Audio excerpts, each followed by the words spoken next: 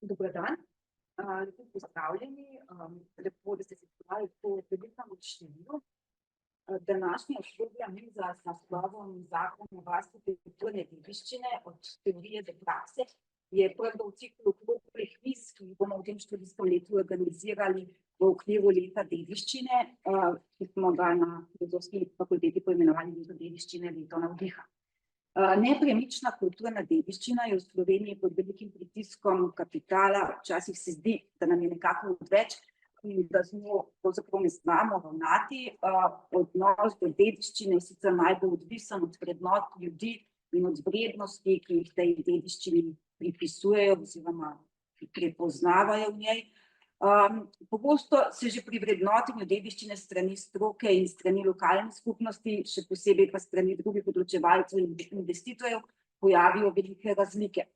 Konzervatorji Zavoda za varstvo kulturne dediščine pa pogosto kljub strokovnim argumentom in dobrim diplomatskim sposobnostim ne uspejo varovati spomenikov bodisi pred propadom, bodisi pred neprimernimi posegi. Danes bomo govorili o tem, kako pri varovanju dediščine lahko pomaga zakon, kakšno moč ima, kaj lahko in česa ne moremo rešiti z zakonom, je zakon, ki je danes v veljavi, zastarel ali pa bi ga lahko še naprej uporabljali z manjšimi popravki. Kakšno vlogo pri tem igrajo temeljne dediščinske stroke, arheologija, etnologija in umetnostna zgodovina? Z nami so docent dr. Jelka Pirkovič, na zaslonu, če bo prižgala kamero, prosim, avtorica trenutno veljavnega zakona o varstvu kulturne dediščine, dr. Robert Peskar, umetnost in zgodovina in generalni konzervator Zavoda za varstvo kulturne dediščine Slovenije, profesor dr. Rajko Muršič, z oddelka za etnologijo in kulturno antropologijo in izredni profesor dr. Andrej Gaspari z oddelka za arheologijo.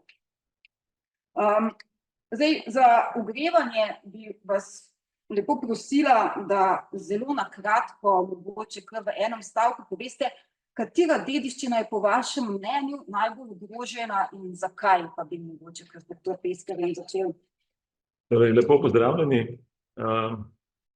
Tako na hitro bi rekel, da je najbolj ogrožena tista dediščina, ki je nevzdrževana in ali pa povsem opuščena.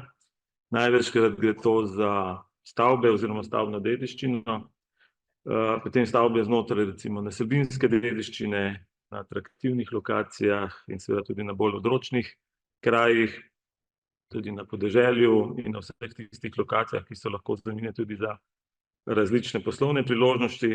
Že iz tega je razvidno, da je razlogov za ogroženost in propadanje več. Na eni strani so bi lahko rekli nenamerni razlogi, kot so na primer pomanjkanje denarja, takšna drugačna nezmožnost lastnika. Na drugi strani seveda pa so tudi namerni razlogi, kot so, bi rekel, nevestno ravnanje, opustitev vzdrževanja z interesi, ki jih vodi lahko tudi pohlep in podobno. To pomeni, da so posegi ali pa ne posegi načrtovani predvsem na osnovi enega kriterija, to je ekonomskega, kar velja prvenstveno potem tudi seveda kasneje za novogradnje na mestu porušenih objektov. Kaj pa vi menite, dr. Muršič? Jaz bi rekel tako, da dediščino lahko razdelimo še na dve kategoriji, poleg vseh že obstoječih, na tisto, ki je nespregledljiva in na spregledljivo dediščino. Jaz bom malo pozneje opozoril na tisto, ki je spregledljiva, torej tisto, ki jo je mogoče črtati s seznama in ki jo je mogoče porušiti, in na tisto dediščino, ki se v nobenem primeru nihče ne bo nikoli dotaknil kot dediščine zaradi različnih razlogov. Če pa že govorimo o tej obstoječi dediščini, o klasičnih kategorijah, smo se pa v pripravi trenutnega zakona prav etnologi najbolj bali, da bo najbolj prizadeta tista dediščina, ki jo imenujemo etnološka dediščina, to je tista, ki izpričuje način življenja celotnega prebivalstva, ne samo elite. In ta dediščina žal je v tem trenutku daleč najbolj ogrožena. Samo na kratek sprehod pojdite iz Ljubljane, pa poglejte malo okoli sebe in boste videli, kaj se dogaja. Oziroma, kaj se je zgodilo v zadnjem investicijskem ciklu. Hvala lepa, dr. Gaspari. Jaz imam pa še eno kategorijo dediščine, to je pa neznana dediščina. Torej, seveda ne morem iz svoje kože, pa ne bi opozoril, da kljub vsemu trudu, ki ga država posveča, primeri javni zavodi, k ohranjanju tistega, česar še ne poznamo, da se nam najbolj izmika, in to ne samo take najbolj banalne ali pa prozaične najdišča, ki bi morda v širših očeh širše javnosti lahko izpadli banalno, ne, ampak ne glede na to, arheološke ostaline so last Republike Slovenije in tudi v nadaljevanju bom jaz opozoril na neke fenomene, ki nam otekajo v tujino in se za ogromne številke prodajajo v aukcijskih hišah in imamo s tem na žalost nekateri precej opravka. Hvala lepa. Dr. Petkovič. Ja, jaz bi tukaj nadaljevala pravzaprav, kar sta kolega Muršič in Gaspari povedala, pa tudi seveda Peskar. Po moje je najbolj ogrožena tista dediščina, ki ni prepoznana kot dediščina. In to je poleg arheoloških ostalin, ne, ki so res problematične v tem smislu, tudi dediščina in etnološke dediščine, seveda, ki je del kulturne krajine ali pa naselbinskih območij, ne. To so še zmeraj seveda velike težave. Jaz bi dodala k temu še neprepoznano memorialno dediščino, ne. Mi imamo v register vpisanih celo vrsto enot iz polpretekle zgodovine, ne. Manjka pa cela vrsta enot, ki je tudi iz tega obdobja, pa ni zaenkrat sploh prepoznana kot dediščina. Imam v mislih predvsem grobišča iz konca druge svetovne vojne in začetka, to se pravi po letu 1945, pa tudi podobno velja za ostaline prve svetovne vojne. Tudi tam še nismo vsega postorili. Hvala lepa. Zdaj smo našteli kar cel kup enih različnih zvrsti dediščine. Mogoče vseeno zdaj se lotili tega zakona, ne. Zakon o varstvu kulturne dediščine je namreč temeljni dokument za varovanje snovne, torej nepremične, premične in nesnovne dediščine, ki med drugim določa pravila za evidentiranje dediščine, za razglasitev oziroma pridobitev statusa spomenika, regulira posege na spomenikih in upravljanje z njim, ter natančno določa naloge institucij, ki za dediščino skrbijo. Pa mogoče doktor Pirkovič bi lahko na kratko pojasnil, kaj so zdaj glavni poudarki tega obstoječega zakona in kaj je njegovo temeljno poslanstvo oziroma kaj je bilo njegovo temeljno poslanstvo, ko ste ga sestavljali. Je bil zakon sprejet tak, kot ste ga želeli, ali je bilo kakšne bistvene spremembe? Najprej samo to, mislim, jaz nisem avtorica tega zakona, zaradi tega, ker pri zakonih se ne določa avtorstvo, ne. To je zunaj avtorskih pravic. Dobro, pa pustimo, to je malenkost. Ja, ne vem, ali se pogovarjamo o dediščini kot celoti ali samo o nepremični dediščini, ne. Ker če govorimo o dediščini kot celoti, vsekakor smo s tem zakonom, pa tudi z zakonom o ohranjanju narave, izgubili to povezavo med naravnimi vrednotami in kulturno dediščino, ne. In to je nekaj, kar smo zapravili pravzaprav v tem postopku. Druga stvar, ki je mogoče treba jo omeniti, ne, da je Slovenija kot podpisnica mednarodnih konvencij zavezana, ne, da upošteva nekatere elemente mednarodnega prava, in to do takrat še pravzaprav ni bilo storjeno. Tako da je bil za nas, ko smo v tej skupini, ki smo pripravljali zakon, bila to tudi pomembno izhodišče, ne. Če pa naštejem med temi stvarmi, ki so nas nekako napotovale na to, da je treba spremeniti zakon iz leta 1999, prejšnji zakon je od takrat bil, ne. Pa lahko naštejem predvsem to in zraven še povem, kje mogoče nismo dobro. Ni zakon prinesel takih sprememb, kot smo jih pričakovali. To je po eni strani upravljanje kulturne dediščine, se opravičujem, ampak tole moram izklopiti. Ja, upravljanje kulturne dediščine, ki je zadeva, ki je deloma v zakonu sicer napovedana in omogočena, ampak v praksi premalo uporabljena. Druga je potem preventivno varstvo, ki se uporablja predvsem ki je dosegel uspeh pri varstvu arheoloških ostalin. Tukaj moram reči, da je zadeva bila kolikor toliko uspešna. Da smo uvedli pojem nematerialne kulturne dediščine, in tukaj nas čaka še povezava med elementi nepremične in nematerialne dediščine, da bi bolj razdelali to. Potem je varstvo prek prostorskih aktov. Tukaj smo deloma uspeli, ampak potem naslednje spremembe zakonodaje s področja urejanja prostora in varstva okolja so deloma načele te naše prvotne, rečemo, uspehe v narekovajih, ne.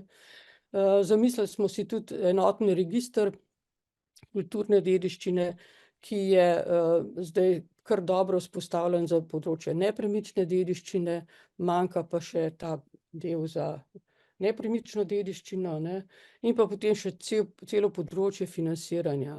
To se pravi, financiranje smo nekako uredili v tistem delu, ki pomeni financiranje iz javnih sredstev, ne, vse ostalo je pa pravzaprav še ostalo nekje na pol poti. Toliko za začetek, pa je lahko potem še kaj pojasnim. Najlepša hvala. Pač, kot ste videli, ne, zakon vsebuje cel kup enih elementov, ki bolj ali pa manj uspešno vplivajo na to, v kakšnem stanju je danes dediščina. In mogoče bi doktor Peska lahko pojasnil, ker vsak dan v stiku s konzervatorji in sam zakon redno uporablja, ali v praksi ta zakon deluje, oziroma ali bi lahko v nekaj točk strani njegove dobre in slabe strani v praksi. Ja, najprej lahko rečem, da ja, zakon deluje. Vendar bilo mogoče boljše vprašanje, ali ga v celoti upoštevamo, oziroma ali je bil v celoti realiziran. Ne? No, to že moram reči, da ne. Ni bil.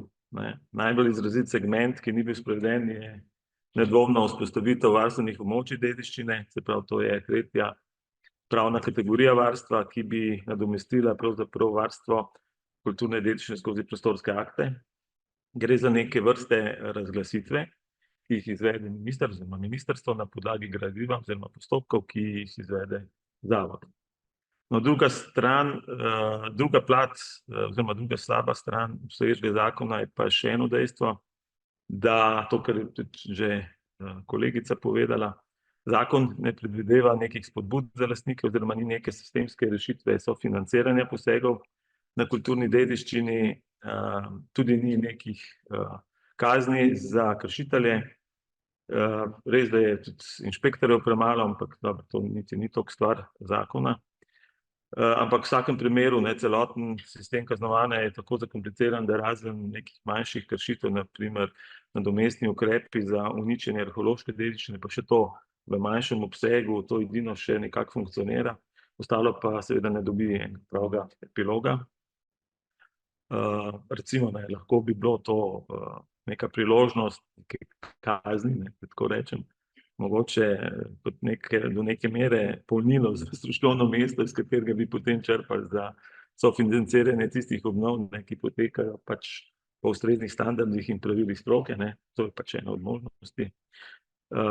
Potem še eno dejstvo, no, ko nas zelo moti, da s pomočjo zakona lastnik bistveno lažje legalno podre dediščino, kot pa jo obnovi. Se pravi, ne rabi nobene dokumentacije za podiranje, tako da so dovoljene tudi bistveno cenejše. Se pravi, že tukaj je napaka. Istočasno ni namenskih sredstev za izvršbe po inšpekcijskih odločbah, ne, te izvršbe bi sicer moral zavod izvesti, ker pa ni namenskih sredstev, zato pa pač tega ne more izvesti. No, dobra plat zakona je pa zagotovo ta, kar je bilo že tudi povedano, ne, da celovito obravnava vso dediščino, da dovolj podrobno določa postopke za različne faze, ne, se pravi, od razglasitev, vrednotenja do postopkov prenov, potem različne načine pravnega varstva, skratka, konkretizira tudi seveda naloge posameznih inštitucij, njihove pristojnosti, lahko bi še našteval. No, tudi recimo vplivna območja so en tak segment, ki nam ga zavida tudi kakšna bolj razvita država, recimo Avstrija, ne, ki tega nima. Res, da imajo pa seveda to rešeno na drugih segmentih pravnega sistema. No. Toliko. Mogoče bi videla še kaj pokomentirala uporabnost zakona v praksi, ker sta oba seznanjena s delom zavoda, tako spravi, vi ste tudi nekaj časa delali kot arheolog na zavodu, kako so se te zadeve izkazale. Ne ravno, jaz sem bil nekaj časa na ministrstvu skrbnik Zavoda za varstvo kulturne dediščine. Da sem, bi rekel, kar nekaj takih uporabnih znanj. Moram reči, da kar se zakona tiče, bi jaz rekel, da se pridružujem mnenju dr. Peskarja, da je odlično, da je celovit. Seveda veliko pričakovanje v zvezi s premično dediščino, z registrom, omenja se je tudi seveda neke ločene zakone o muzejih, čemur jaz mislim, da ne bi smeli stremeti, ampak dodelavi pa za začetek izvrševanja tega, kar je že predvideno, to je ta register, ki se zdaj, kot vidim, po delu službe za premično dediščino muzeje že izvaja. Glede arheologije pa tako, jaz bi rekel sam, tudi kot skrbnik nekdanji, da je treba res kapo dati dol pred konzervatorji, ki to dejansko peljejo vse na terenu, tudi pred ekipo z ministrstva, ker se mi zdi, da bi kakšne ukrepitve tudi kadrovske na tem področju zelo prav prišle. Moram pa reči tudi, da sem si vedno predstavljal, da bo tudi inšpektorat malo več pozornosti posvečal, namreč tam, kar tradicionalno nimamo, bi rekel, določenih sektorjev tako pokritih, kot bi morali biti, glede na pripad stvari, in se seveda zlahka potem kakšne stvari dobi širša javnost precej neugoden vtis, da se ene stvari sploh ne sankcionirajo, pa ne, da bi zdaj tukaj favoriziral izvajanje prekrškovnih določb ali pa celo kakšnih klasifikacije kaznivih dejanj, ampak v resnici, še enkrat, da zaokrožim, meni se zdi kot zakon, kot celota, zelo v redu sestavljen. Verjamem, da se je tudi v organizaciji določenih javnih zavodov za vse pokazale potrebe ali pa so smiselne nekatere spremembe v strukturiranosti, mogoče so kakšna razmejevanja ali pa dodatne razdelitve odveč, pa se da kaj optimizirati, ampak kaj drugega pa pravzaprav kar z velikim pričakovanjem čakam na predloge, se pravi teh sprememb zakona, za katere mislim, da bo šlo v tej smeri. Se pravi, da se samo anomalije odpravljajo in da tisto, kar funkcionira, da se samo kadrovsko okrepi, ker je čisto popolnoma očitno, da smo tukaj podhranjeni. Če smem še jaz nekaj dodati k temu, sam nekaj besed. Glejte, ta zakon je doživel kar nekaj sprememb, mislim, da so bile 4 take, ki so bistvene, in to je pot, ki jo tudi druge države pri tem ubirajo. Če pogledamo avstrijski zakon, Avstrija je lahko za nas vzgled, ima v osnovi zakon iz leta 1923. Francija tudi podobno. Vse države, ki so pametne zadeve nadgrajujejo, na podlagi pač prakse in spoznanj se gre v spremembe. Še to bi mogoče dodala, da je ta zakon prestal tudi 3 ustavne presoje. Tako da po eni tej ustavni presoji smo sicer morali malo zakon popraviti v tistih prehodnih določbah, ampak kot celota seveda pa mislim, da je kar uspešen, kar se tega tiče. Ja, jaz pa moram reči, da bom nekoliko ciničen, ker naj prihajam neposredno seveda iz dediščinskih raziskav, niti ne iz varstvenih ustanov, ampak gledam na stvari kot deloma uporabnik, deloma pa kot raziskovalec, ki se srečuje s situacijami varovanja kulturne dediščine na terenu, kjer jo uporabljajo. Zdaj, cinično bom rekel to, da bo zakon kmalu doživel 20. obletnico, pomeni, da je očitno bil dobro zastavljen. Zdaj, kaj pomeni dobro zastavljen zakon? To pomeni, da je dobro integriran v posamezna področja varovanja in da je dobro integriran seveda v siceršnjo celotno shemo delovanja državnega sistema, takšnega kot je. Zdaj, tisto, kar pri zakonu najbolj na nek način se najbolj kaže kot problematično, je bilo že 2-krat omenjeno, to je represija. Nimamo mehanizmov, s katerimi bi kaznovali kršitelja, hkrati pa nimamo, to je pa moj drugi poudarek, mehanizmov, s katerimi bi pa nagrajevali dobre prakse.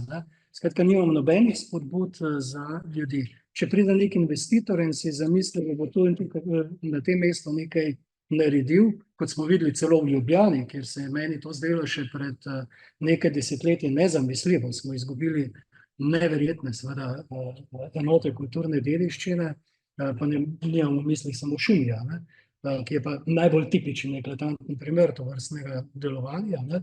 Nobenega mehanizma v tej državi ni, da bi to lahko preprečili. In nobene možnosti nimamo, da bi se lahko borili s temi sistemskimi sredstvi, ki jih ponuja zakon, proti interesom kapitala. To je glavni problem tega zakona in seveda situacije, v kateri se nahajamo. O kapitalu pa govorim zato, ker velika večina objektov kulturne dediščine, torej ko govorimo o nepremični kulturni dediščini, govorimo o kmečkih hišah, ki so jih podedovali ljudje z zelo nizkimi prihodki, ki nimajo nobenih sredstev in jih pač prodajajo in se tam lahko naredi karkoli se hoče. Če hočete malo pozneje, vam bom predstavil seveda tudi konkretne številke tega, koliko imamo, bom uporabil izraz izbrisa. Ampak da se vrnem nazaj. Predstavljajte si, da živite v kraju, v katerem se nahaja nek objekt, ki ste ga do takrat uporabljali, potem pa ga nenadoma ne morete več uporabljati zaradi tega, ker se je sesul. Ali pa se bo sesul. Kaj se zgodi v tem primeru? V tem primeru potrebuješ nekega strokovnjaka, ki ti bo povedal, ali je ta objekt še dovolj varen za preživetje. Poznam recimo eno vas, v kateri je spomenik, torej etnološki spomenik, podeželska stavba državnega pomena, pa je od tega ostal samo še temelj, ker je bila nevarna. Ne vemo, če bo jo kdorkoli, kadarkoli še postavil nazaj, je dokumentiran arhivsko in to je to. Sam se pa soočam s temi vprašanji kot raziskovalec tako imenovanih samoniklih prizorišč. To so različni mladinski, rokovski in tako naprej klubi po Sloveniji. Hvala Bogu, jih imamo še kar nekaj in hvala Bogu so preživeli vso to tiranijo časa. Pa vendar se nekateri nahajajo v objektih kulturne dediščine, za katero nikoli ne vedo, ali jo bodo še lahko uporabljali. Posegov vanjo si ne morejo privoščiti, ne morejo, pravzaprav so uporabniki, ne pa lastniki, ne morejo ničesar narediti in dolgoročno preživetje tovrstnih klubov, govorim recimo o MKNŽ-ju v Ilirski Bistrici, mlajši verjetno poznate to zadevo, ne vemo, kakšna bo prihodnost takšnih zadev. Zakon o kulturni dediščini pove, ne morete narediti česarkoli, ampak ko pride zares do tiste situacije, biti ali ne biti, je ne biti zelo pogosto primarna rešitev, ne pa biti.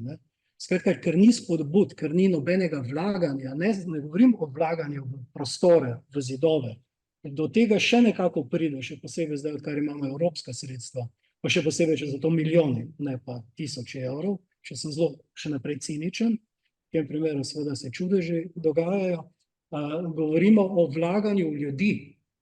Ljudje so nosilci te kulturne dediščine, ljudje so lastniki, dobesedno posamezniki, družine, skupnosti so lastniki in lastnice te kulturne dediščine in njih ta zakon ne naslavlja. Bom potem na koncu še povedal vsaj eno od možnih rešitev. Kako jih lahko naslavlja? Ne nujno zakon o kulturni dediščini, precej pomembnejši so seveda drugi zakoni, ki so seveda med pomembnimi zakoni morda tudi pomembnejši, govorimo o gradbeni zakonodaji in tako naprej, in pa prostorski zakonodaji, ki precej bolj narekuje tovrstna ravnanja. Skratka, da končam, kljub temu, da smo mi pričakovali leta 2006, ko smo se najbolj intenzivno pogovarjali o načelih sprejemanja te zakonodaje, ki jo živimo danes, smo si predstavljali, da bodo zadeve slabše, kot so, to priznam. Ampak to ni ravno najboljša tolažba.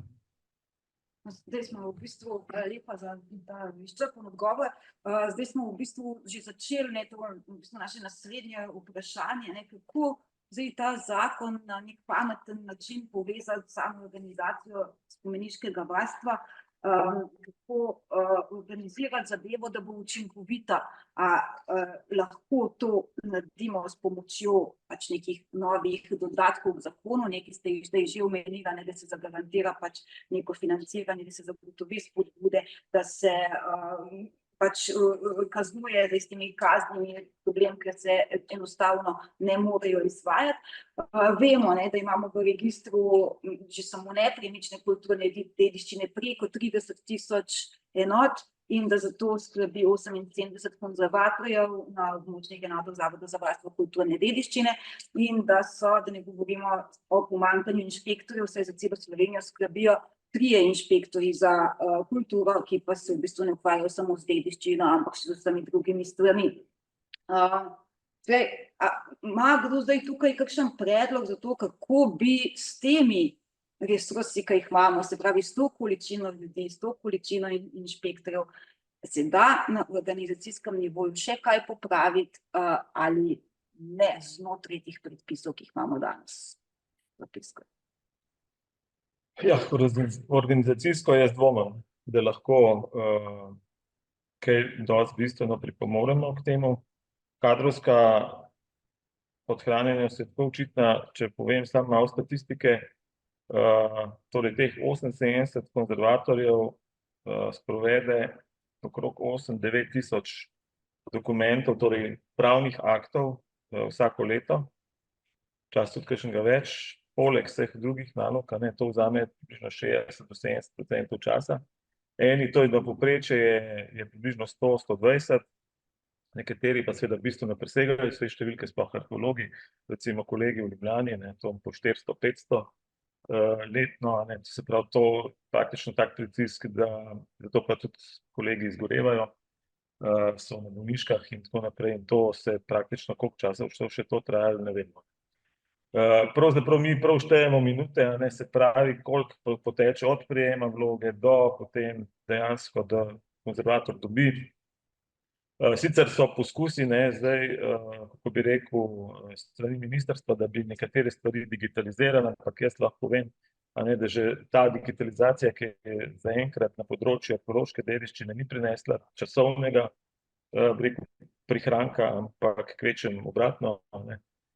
Tudi jaz, ko recimo vidim potne naloge, čisto operativno, ko smo jih zdaj prestavili na digitalno verzijo, jaz rabim bistveno več, da pregledam, da pogledam poročilo, rabim toliko in toliko več klikov, to je približno 20-30% več časa kot prej. Se pravi, ta digitalizacija se pravi, ne bo pa nesla kaj boljšega rezultata in tukaj je lahko to res strel v koleno, če bo slučajno se to zgodilo. Tako da ne vem, torej mi nimamo odgovora, kvečjemu seveda, da mogoče zmanjšamo obseg naših pristojnosti. To je ena stvar, da zmanjšamo recimo območja dediščine, to je druga stvar, nekaj smo že, torej mi smo naredili analizo, katera območna enota je bolj obremenjena kot druga, zato smo recimo 2 občini prestavili na območno enoto Novo mesto, to je bil en ukrep, skratka, ampak to je samo res gasenje požara, da bi pa prišli na zeleno vejo, kdaj pa ne vem. Če smem jaz tukaj nekaj dodati. En element iz zakona, ki ni bil nikoli uporabljen v praksi, je prostovoljci oziroma prostovoljci, kako še en tak poseben ime je noter v zakonu, nadzorniki na nek način na terenu, in to seveda bi zavod lahko uporabil, da bi imel zaupniki, zaupniki so to, po vzoru recimo tega, kar smo imeli tudi v 19. stoletju častne konzervatorje. Tega seveda nihče ni se lotil, ker seveda v začetku pomeni neko organizacijski napor, ampak mislim, da v nadaljevanju pa bi to bilo lahko koristno. Še posebej recimo to, kar ste kolegica Renata mi omenili, da imate zdaj pri vas tudi mobilno aplikacijo za študente, ki hodijo po terenu in lahko beležijo stanje. Skratka, v teh delih bi lahko marsikaj tudi pridobili od širše javnosti, zainteresirane javnosti in mislim, da gre v to smer je treba tudi razmišljati. Hvala. Če smem, glede prostovoljcev, ne, torej mi smo imeli tudi na zavodu prostovoljce nekaj časa, ampak birokratizacija te države je šla toliko daleč, da praktično smo morali to ukiniti, ker namreč je toliko zahtevno, tudi finančno v resnici, ne, treba jim, se pravi, če jih imamo uradno, ne, na zavodu, od, ne vem, zdravniških pregledov do ne vem kaj vse, tako da je bilo nemogoče.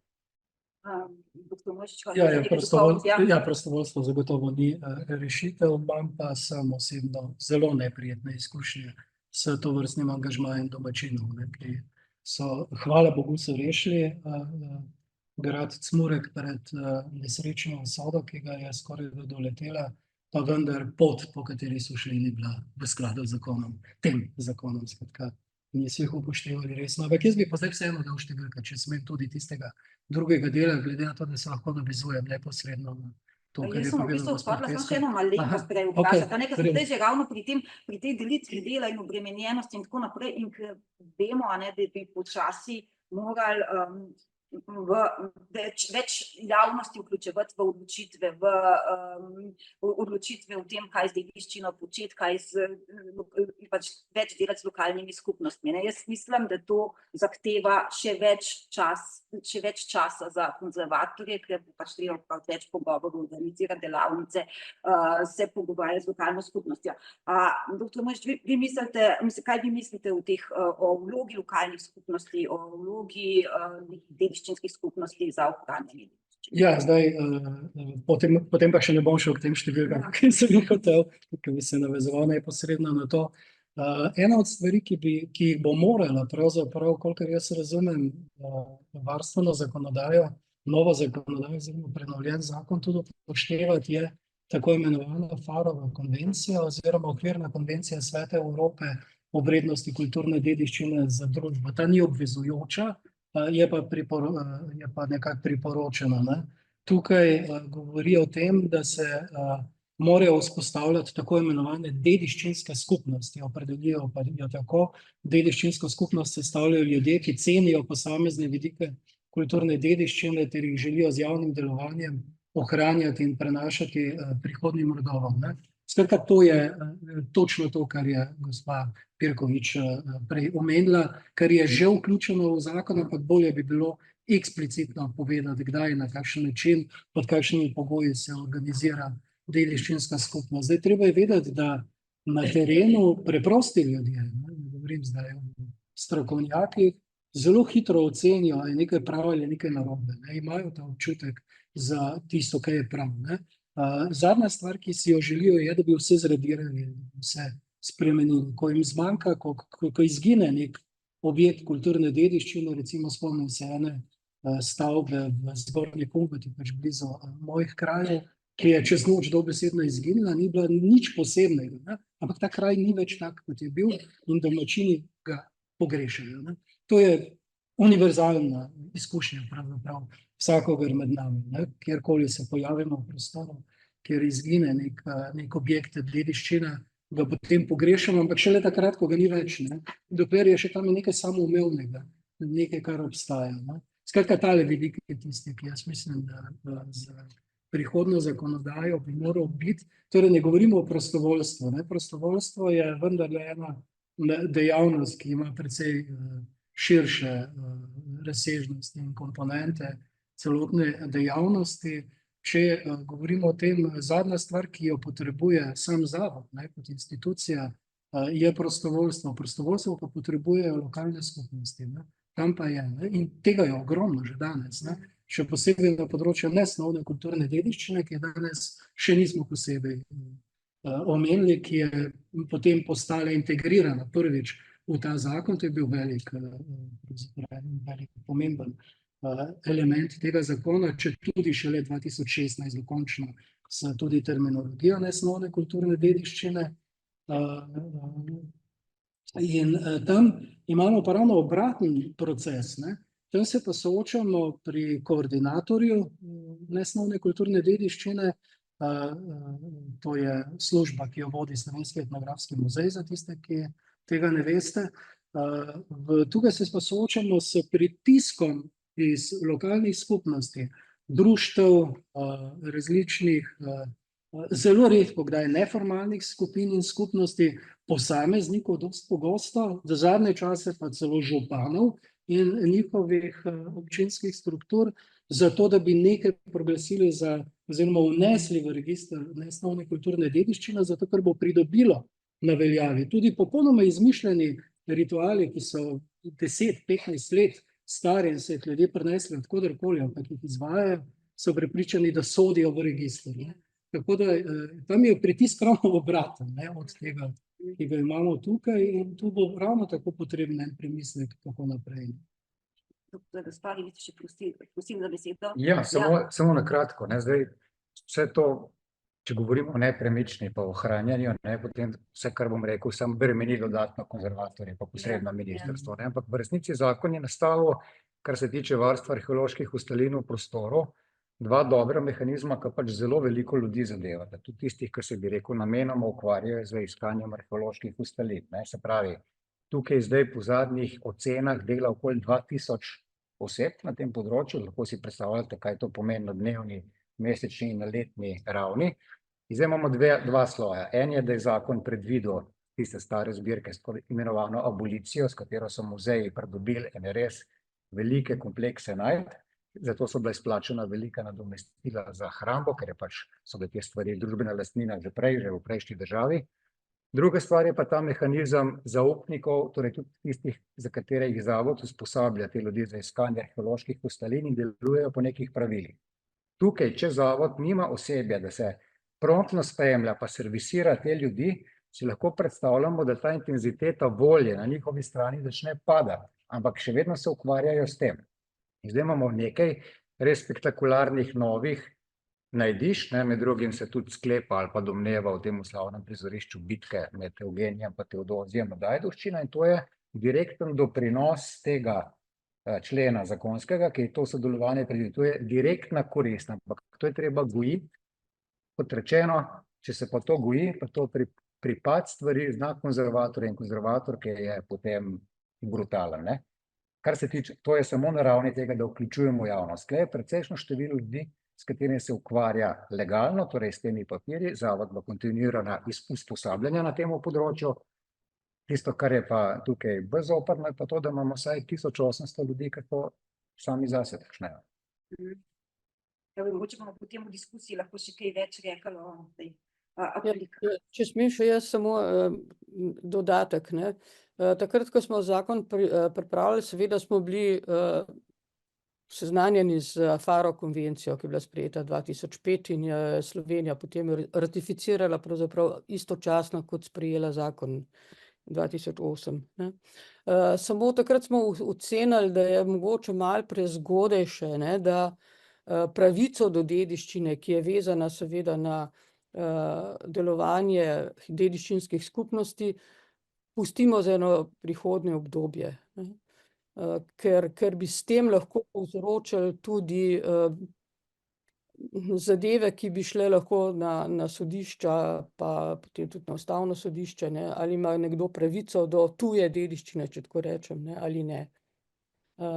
Tako da mogoče je pa zdaj že čas, da tudi te stvari premislimo, kako vključiti ta del. In to, kar je kolega Muršič navedel, da bi bilo to dobro s tem okrepiti pravzaprav delovanje lokalnih skupnosti, se mi zdi prava pot. Občine so tiste, ki bi morale to spodbujati, to imeti za svoje, in potem na ta način seveda okrepiti tudi celoten sistem varstva.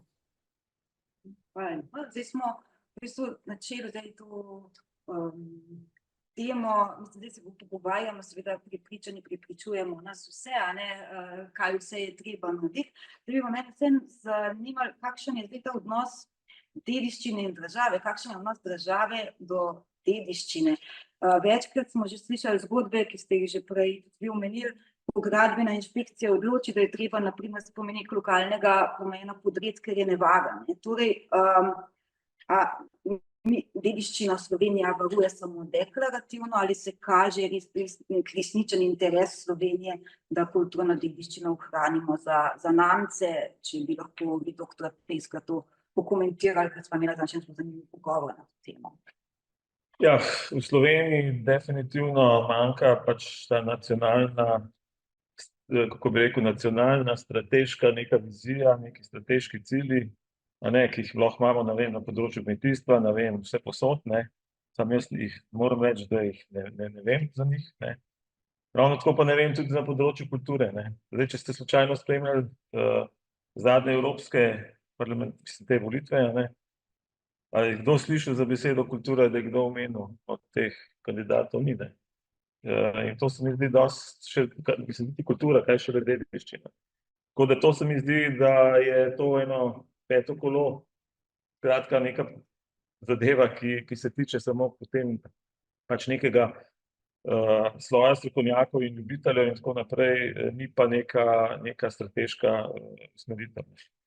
In tukaj se največ, tukaj vidimo mi najbolj, no, bi rekel, handicap, no. No, čeprav lahko dodam, ne, da seveda Slovenija je sprejela strategijo kulturne dediščine. Mislim, da je bilo to 2018, ne.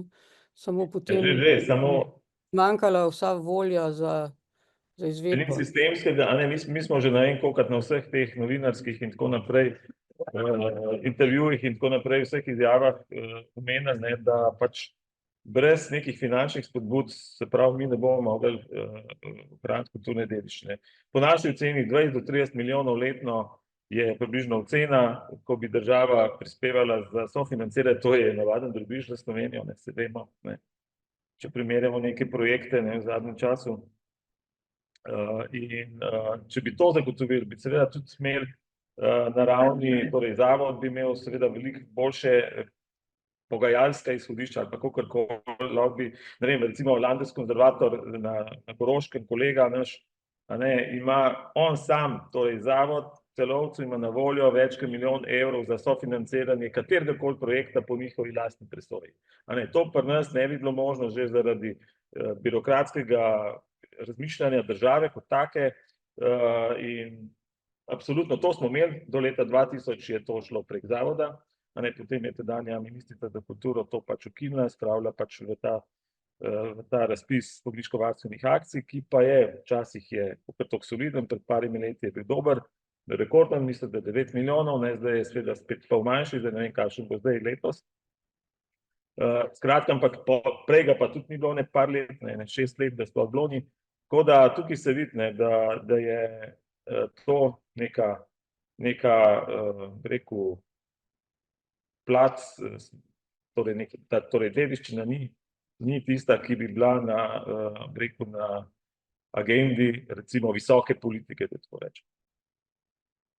Hvala lepa. Če lahko dodam, ne, da takrat, ko smo zakon pripravljali, to se bo kolega Muršič spomnil, smo tudi predvideli nekaj podobnega, kot imajo na Hrvaškem, ne, to se pravi neko dediščinsko rento, samo v primerjavi s Hrvati ne bi tega črpali iz turističnih prihodkov, ker jih je v Sloveniji bistveno premalo za to, ampak iz gradbeništva, ne. Ravno na to sem se hotel tudi jaz navezati, ne. To Kot sem prej govoril.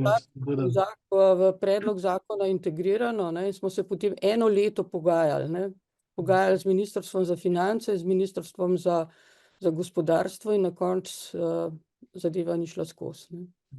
Prav to sem hotel povedati, jaz se zelo strinjam z vami.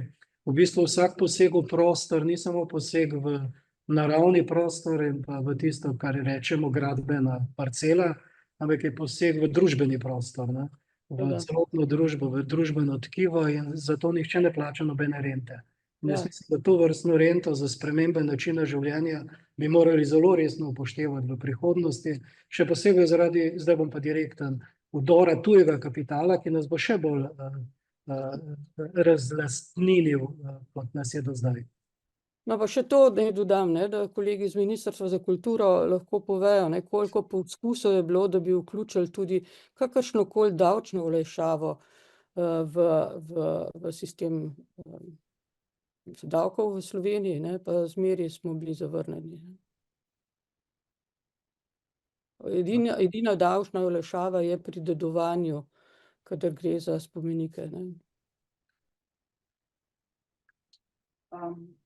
Ja, se pravi, tukaj pač vedno, mislim, vedno znova pridemo spet do nekih.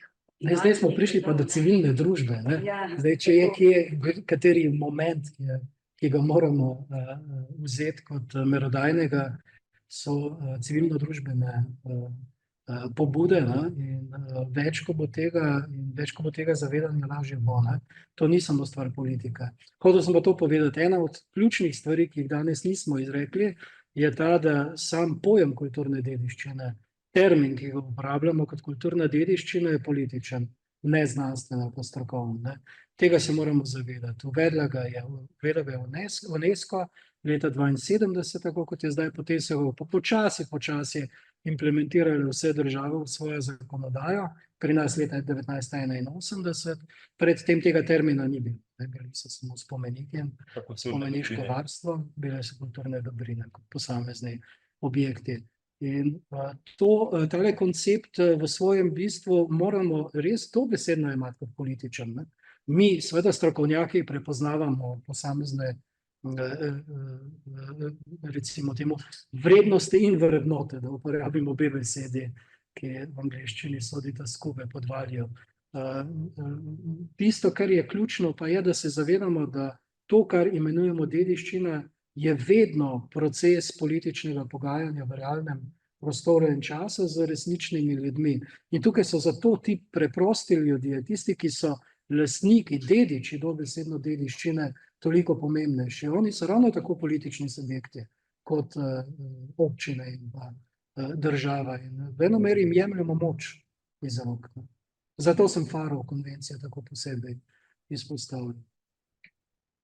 Pogosto imamo pa tudi se srečamo z državo kot investitorico, ki pač z dediščino neprimerno ravna oziroma pač dopušča dejansko bolj zaradi nekih političnih pritiskov, ne država, včasih tudi samo mestne oblasti, pač zaradi teh političnih pritiskov tudi zgubimo marsikaj, če gledamo že samo Ljubljano, če pogledamo najbolj, domnevam, da se to nanaša tudi na kakšne arheološka zemljišča, čez katera se spelje železniške proge, ceste in tako naprej.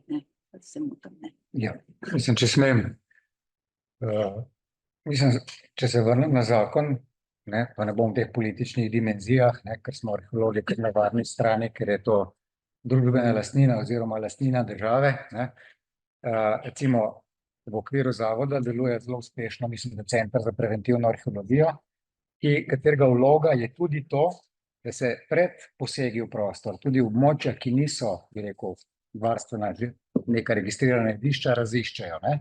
To je tisto, kjer gre država sama sebi naproti, imamo vsi korist in seveda teoretično in praktično obstaja možnost, da se ob odkritju česa spektakularnega, ker pri nas smo pač prometno, glede na velike investicije v prostor, zmeroma omejeni in manevrskega prostora ni ponavadi veliko, ampak prilagoditve, ki so pač take drugačne, ki lahko seveda povzročijo tudi resne, bi rekel, gradbene spremembe, so seveda možne. Tisto, kar pa seveda riskiramo, se pravi večje grajene strukture, tam, kjer govorimo o kakšni antiki, o kakšnih ostankih, ki so sami po sebi, tudi Šumi je nazadnje bil tak primer, tam imamo krasne insule, v glavnem, mislim, urbs kvadrata v Republiki Sloveniji ni prav veliko, 2000 let starih, s perfektnim urbanizmom, da je nam ga cela severna Italija zavida.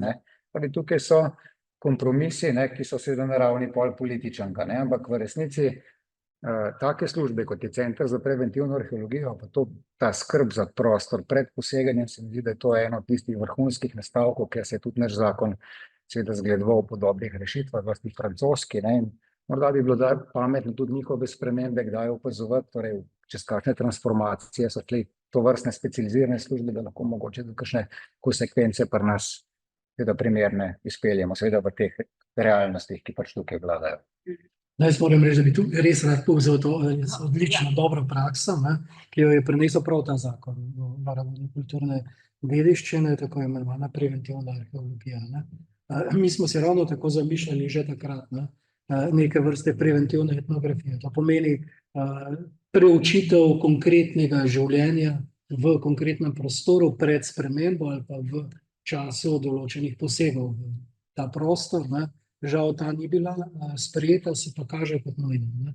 To pomeni, da imamo predhodne etnografske raziskave konkretnih situacij, ki vključujejo lokalno skupnost, lastnike dediščine in pa stroko, oziroma strokovnjake, ki delajo na tem.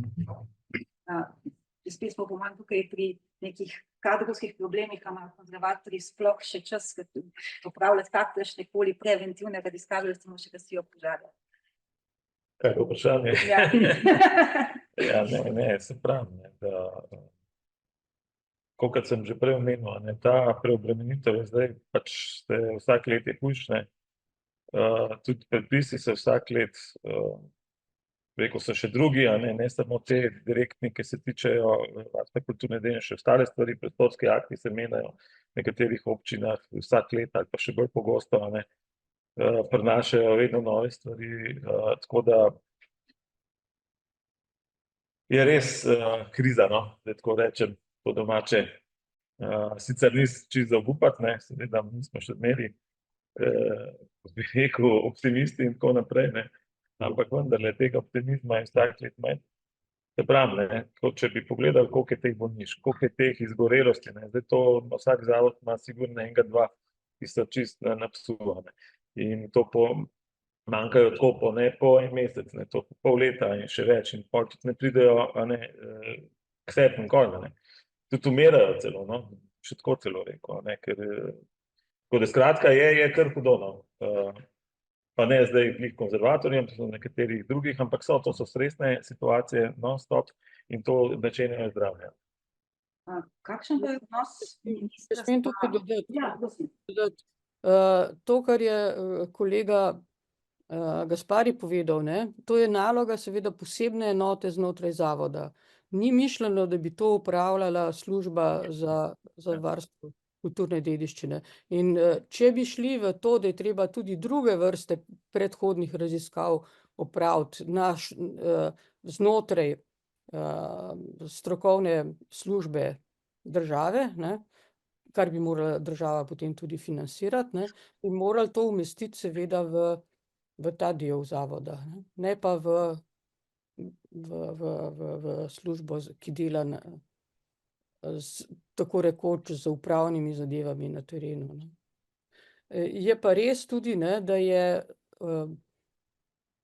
ima Center za konzervatorstvo raziskovalni inštitut, ne, ki pa je usmeril izključno v naravoslovne raziskave, ne, kar je škoda.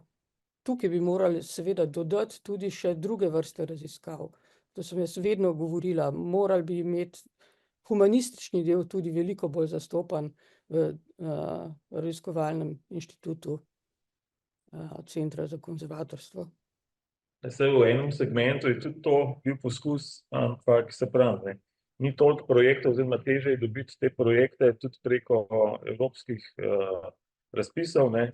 Potem je problem seveda teh evropskih razpisov, mi smo imeli cel kup, mi smo jih imeli, ne vem, 30, 40 in to, vse prijave so bile skoraj, mislim, imamo sigurno 95% uspešnost na prijavah, ne.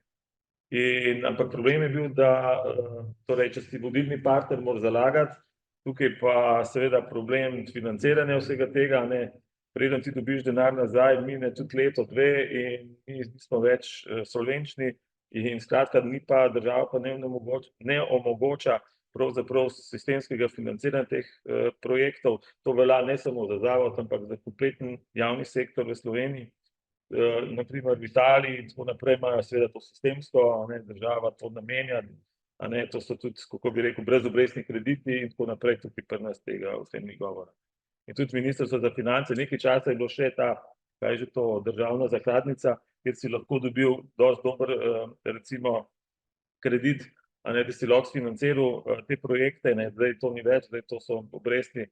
Recimo, če vam povem, da smo za en projekt, ki smo ga mogli zdaj najeti, ampak ni bil EU, ampak zato, da smo dejansko speljali vse skupaj, imamo obresti 25.000 evrov. Ne. Se pravi, to je pa že tak velik denar, to ga ima ena manjša območna enota za cel program, za celo leto, to, da veste primerjavo.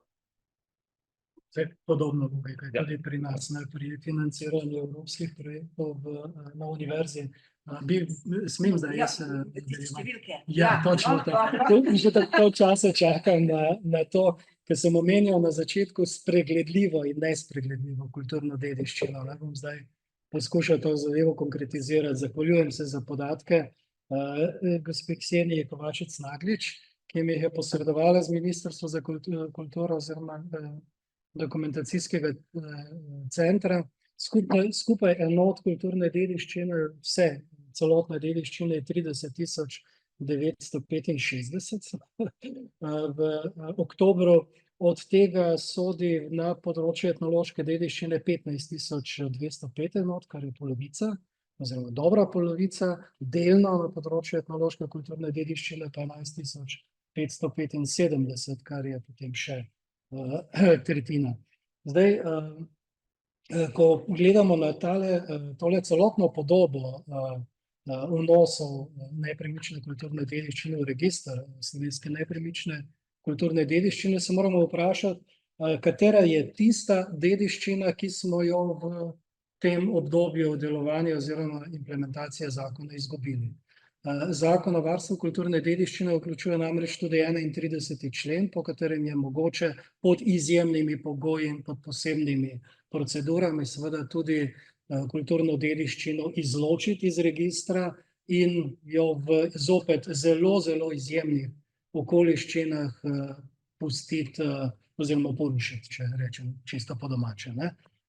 To je normalna, naravna pot stvari, nobenega problema ni v tem, da tega člena zakona ne bi bilo v zakonu. To je nujno, da se razumemo. Pa vendar, ko pa pogledamo številke, ko pogledamo samo dogajanje, jaz moram reči, da sem bil presenečen nad tem, da se je začelo povečevati število teh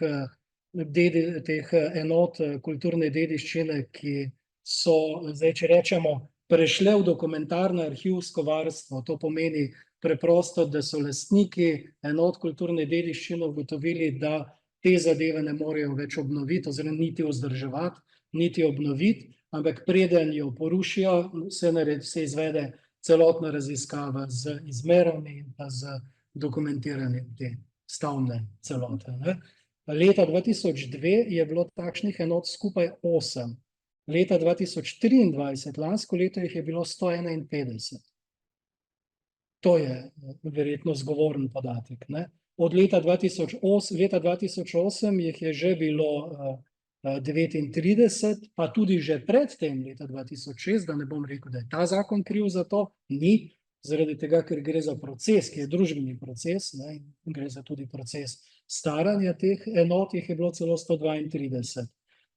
Letos smo že do oktobra dosegli število 62, kar je nekoliko manj kot lansko leto, ki je bilo vrhunsko, ampak vedno je pa skupno število nad 50. To je stavbna dediščina. Govorimo o stavbni dediščini, ja, ampak govorimo o tisti, ki gre v dokumentarno arhivsko varstvo, ne.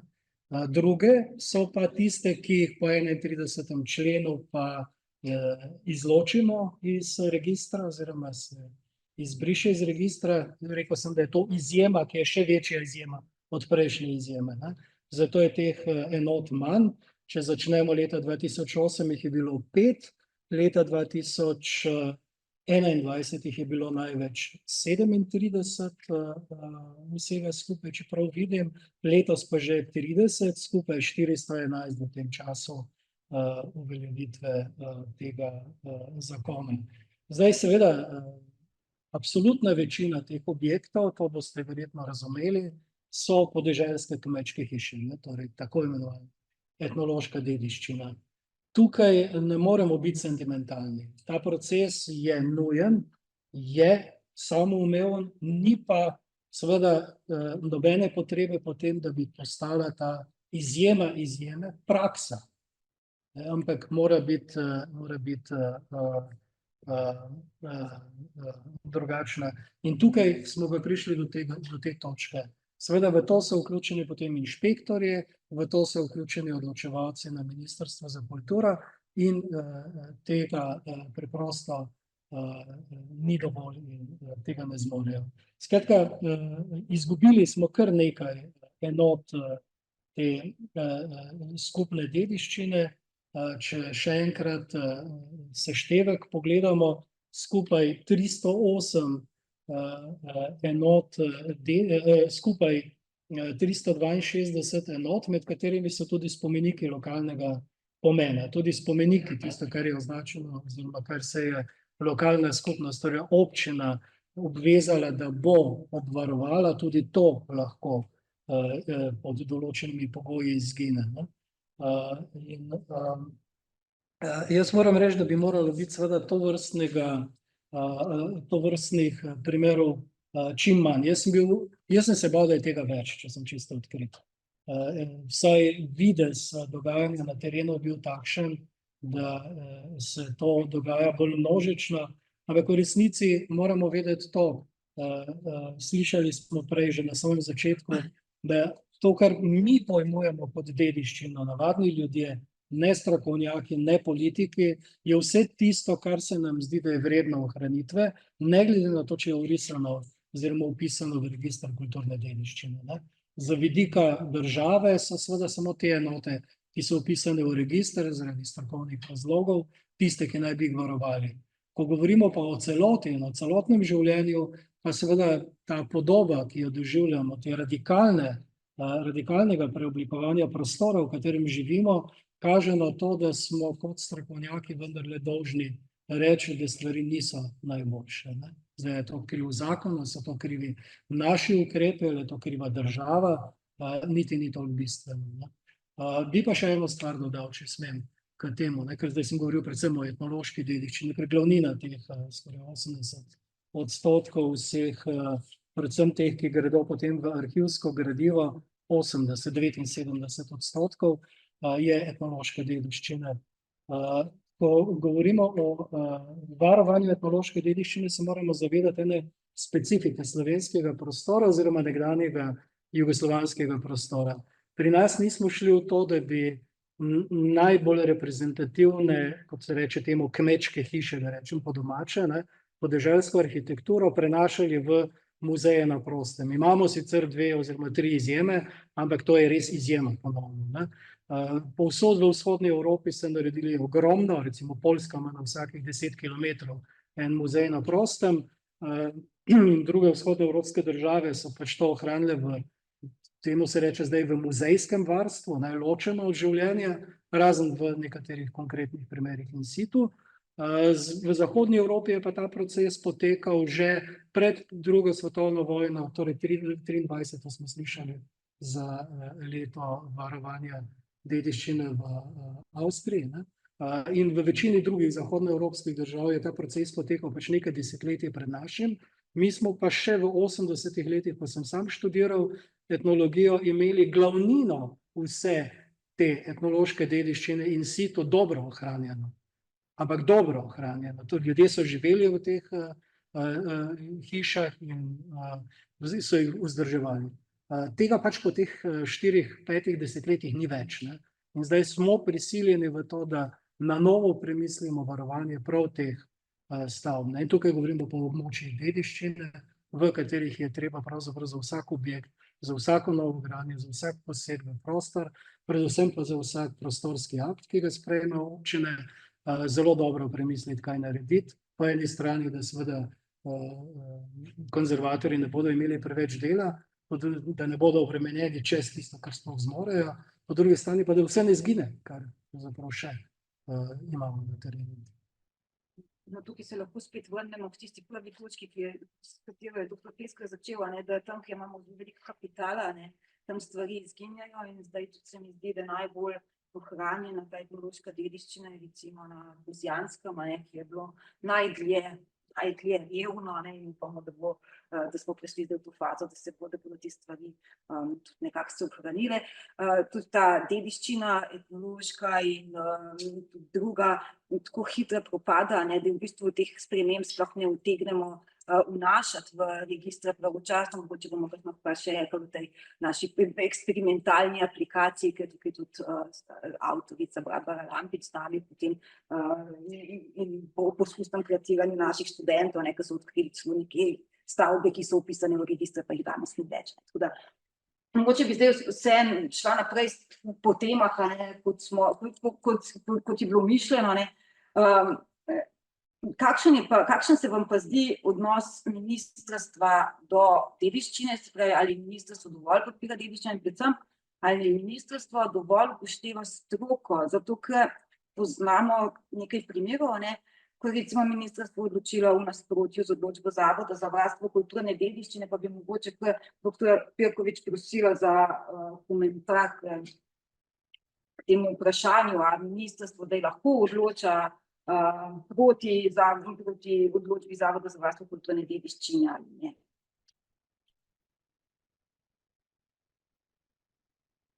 Mikrofon, prosim.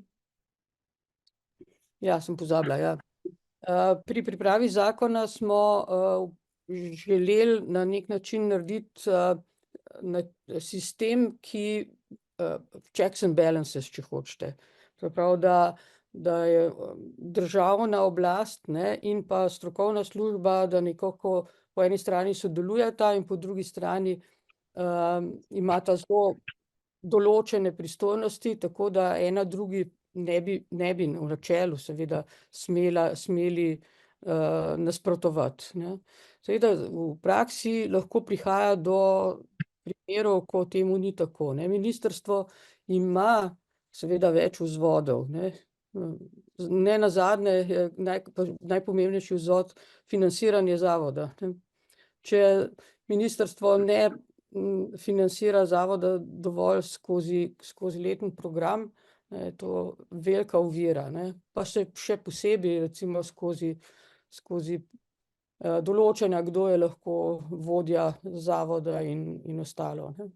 Ampak v načelu je tako, ne, da je takrat, kadar gre za komuniciranje med državnimi organi, če temu tako grdo rečem, ne, je ministrstvo tisto, ki to počne, ne. Recimo pri določanju vsebine prostorskih aktov, ne, seveda je ministrstvo tisto, ki komunicira z drugimi ministrstvi.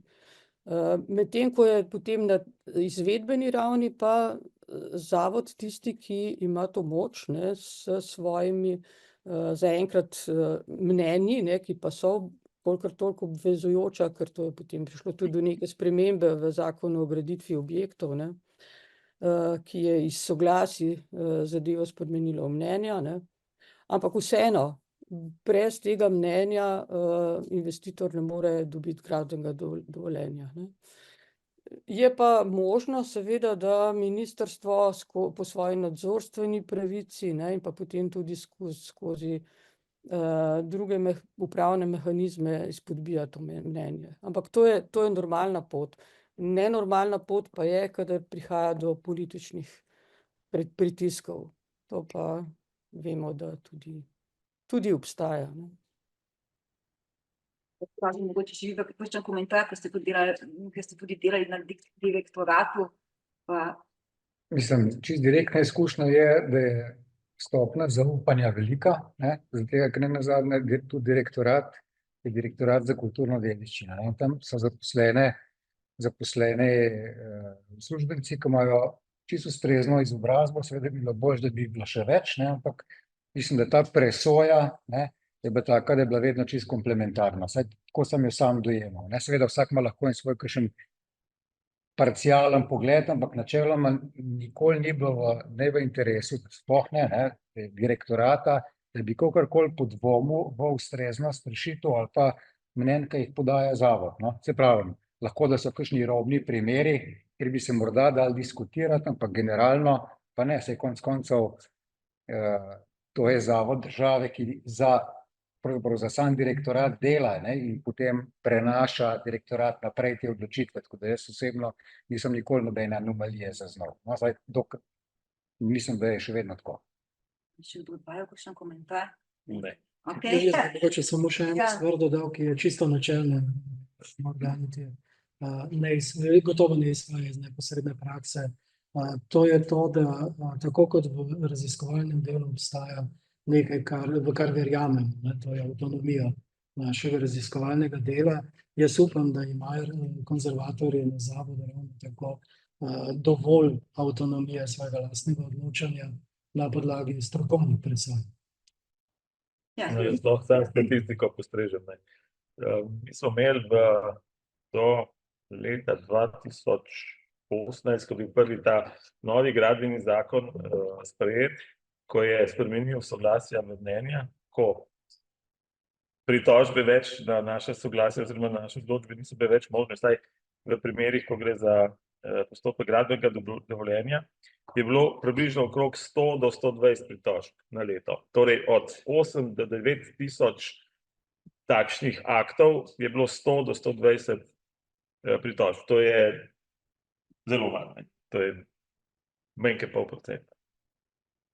In od tega je bilo približno polovico torej na Ministrstvu za kulturo, ki je drugostopenjski organ, ki rešuje te pritožbe, približno 40 do 50% je bilo rešeno v prid pritožniku.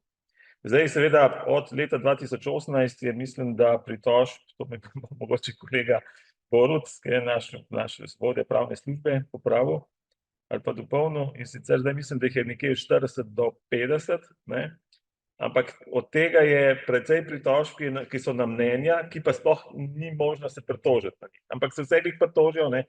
In mi gremo seveda nasproti, tem, torej jih obravnavamo, jih ne zavržemo, čeprav jih moramo po zakonu o upravnem postopku zavreči, ampak vendarle jih obravnavamo, in če presodimo, da je ta pritožba utemeljena, kar se tudi zgodi, potem to seveda rešimo v prid, sicer pa ostane pač naša odločitev, ne.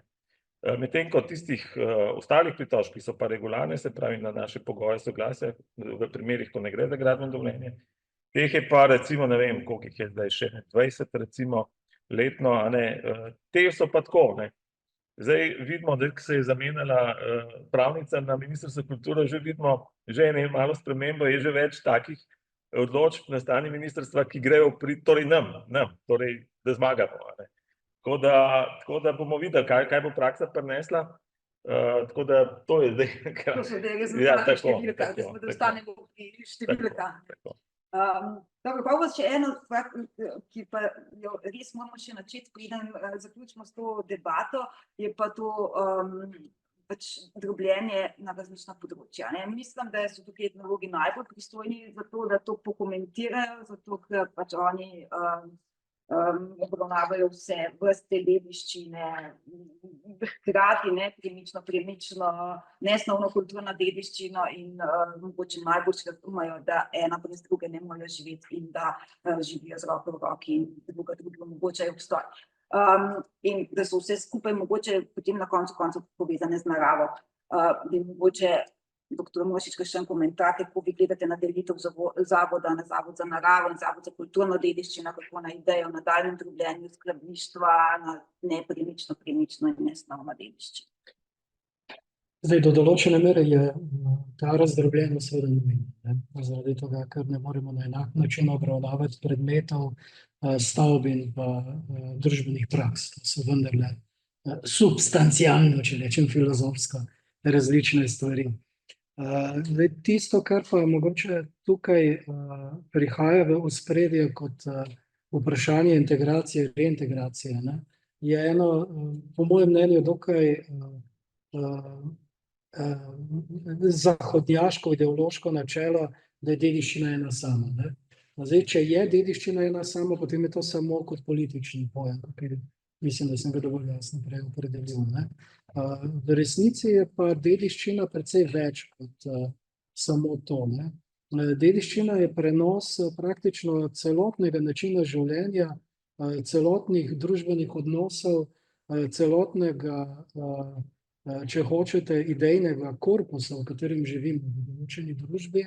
V našem konkretnem primeru seveda gre tudi za tisto, čemu rečemo slovenski jezik, slovenščina, ki je v tem trenutku, kar zadeva mene kot učitelja, ki se soočam vsako leto z novimi generacijami študentov, najbolj ogrožena od vseh delov naše dediščine, je vendarle treba upoštevati tisto, kar sem povedal že prej. Edini integracijski faktor pri celoti so ljudje. Od teh navdušencev, ki hodijo naokoli po terenu, da bi našli, zdaj bom malo karikiral, en rimski novec, do tistih, ki z velikim navdušenjem plešejo folklorne plese, to je družba, v kateri smo in jo je treba imeti resno, in to je edini cement, ki povezuje vse elemente dediščine skupaj, torej celotna skupnost. Zdaj, kako pa to prevesti v pravno in pa politično forma. Eno so seveda te načelne strategije razvoja, ne, v katerih je kulturna dediščina pač integralen del kulturnega razvoja te države. Drugo so pa naše vsakdanje prakse, ko se soočimo s konkretnimi primeri, v katerih se znajdemo kot posamezniki in posameznice. Vsakokrat je treba najti eno varianto preboja.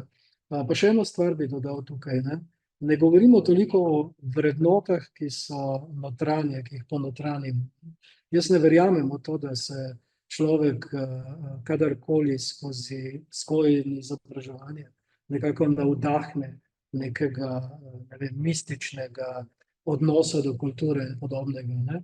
Mi to zadevo želimo, ne da bi o tem razmišljali.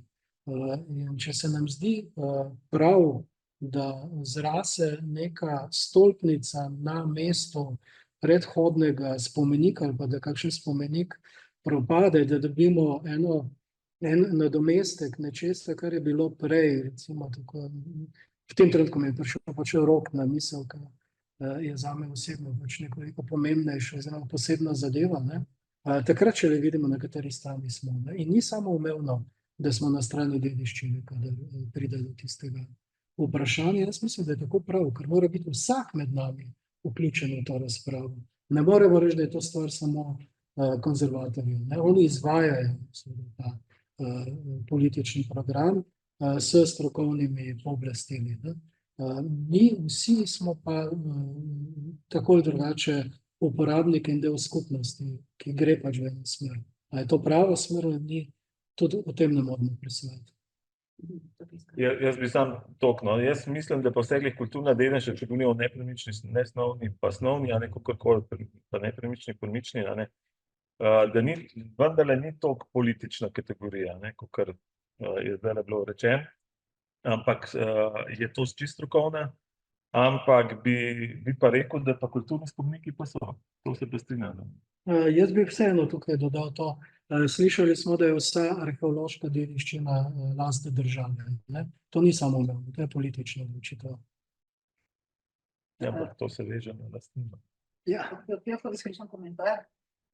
Ja, če smem še jaz dodati k temu, ne. Mislim, da v takih krogih, kot smo danes, ne, je treba razvijati predvsem humanističen pogled na dediščino, ne. In tukaj jaz zagovarjam pogled na dediščino, ki ga moramo razumeti s 3 zornih kotov.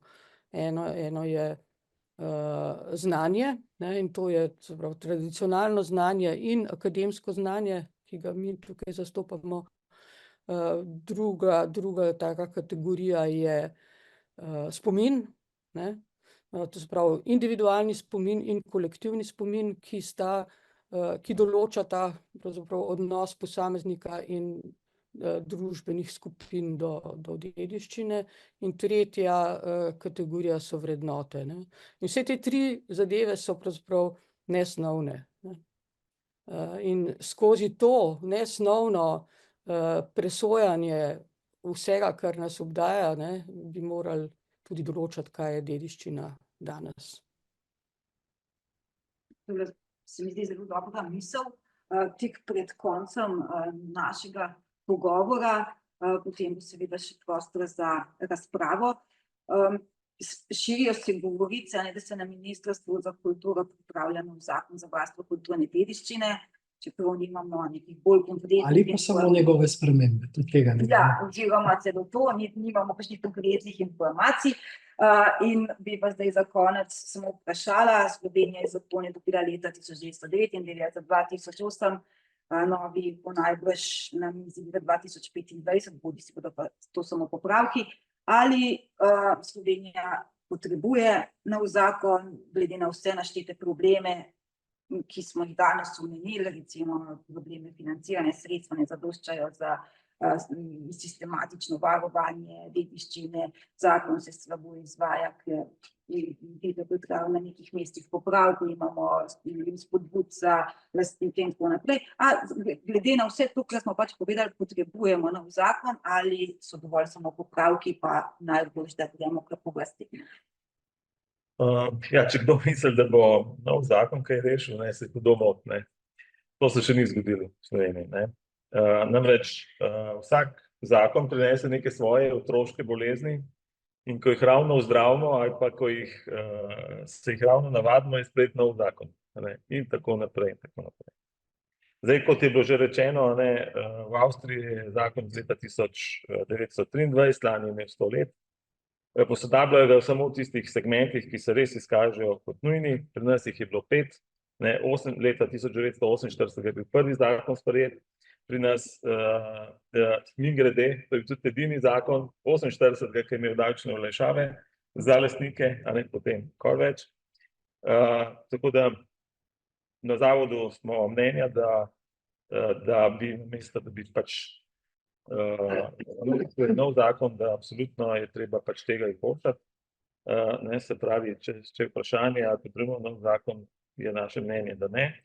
Potrebujemo pa seveda absolutno korigiran zakon, ki bo pač odpravil pač pomanjkljivosti, izpolnil že pravzaprav sedanje možnosti, ki jih sedanja zakonodaja omogoča, torej pa seveda naprej, da bi olajšal lastnikom prenove, predvsem v finančnem smislu, deloma tudi onemogočil rešitve dediščine, kot sem že prej omenil, ne, so bistveno lažje kot obnova.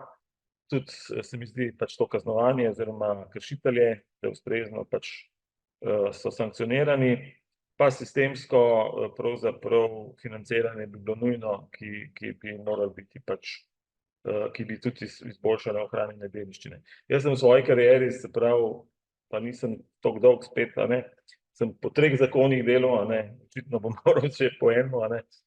Zdaj, problemi so pa vedno isti, a ne.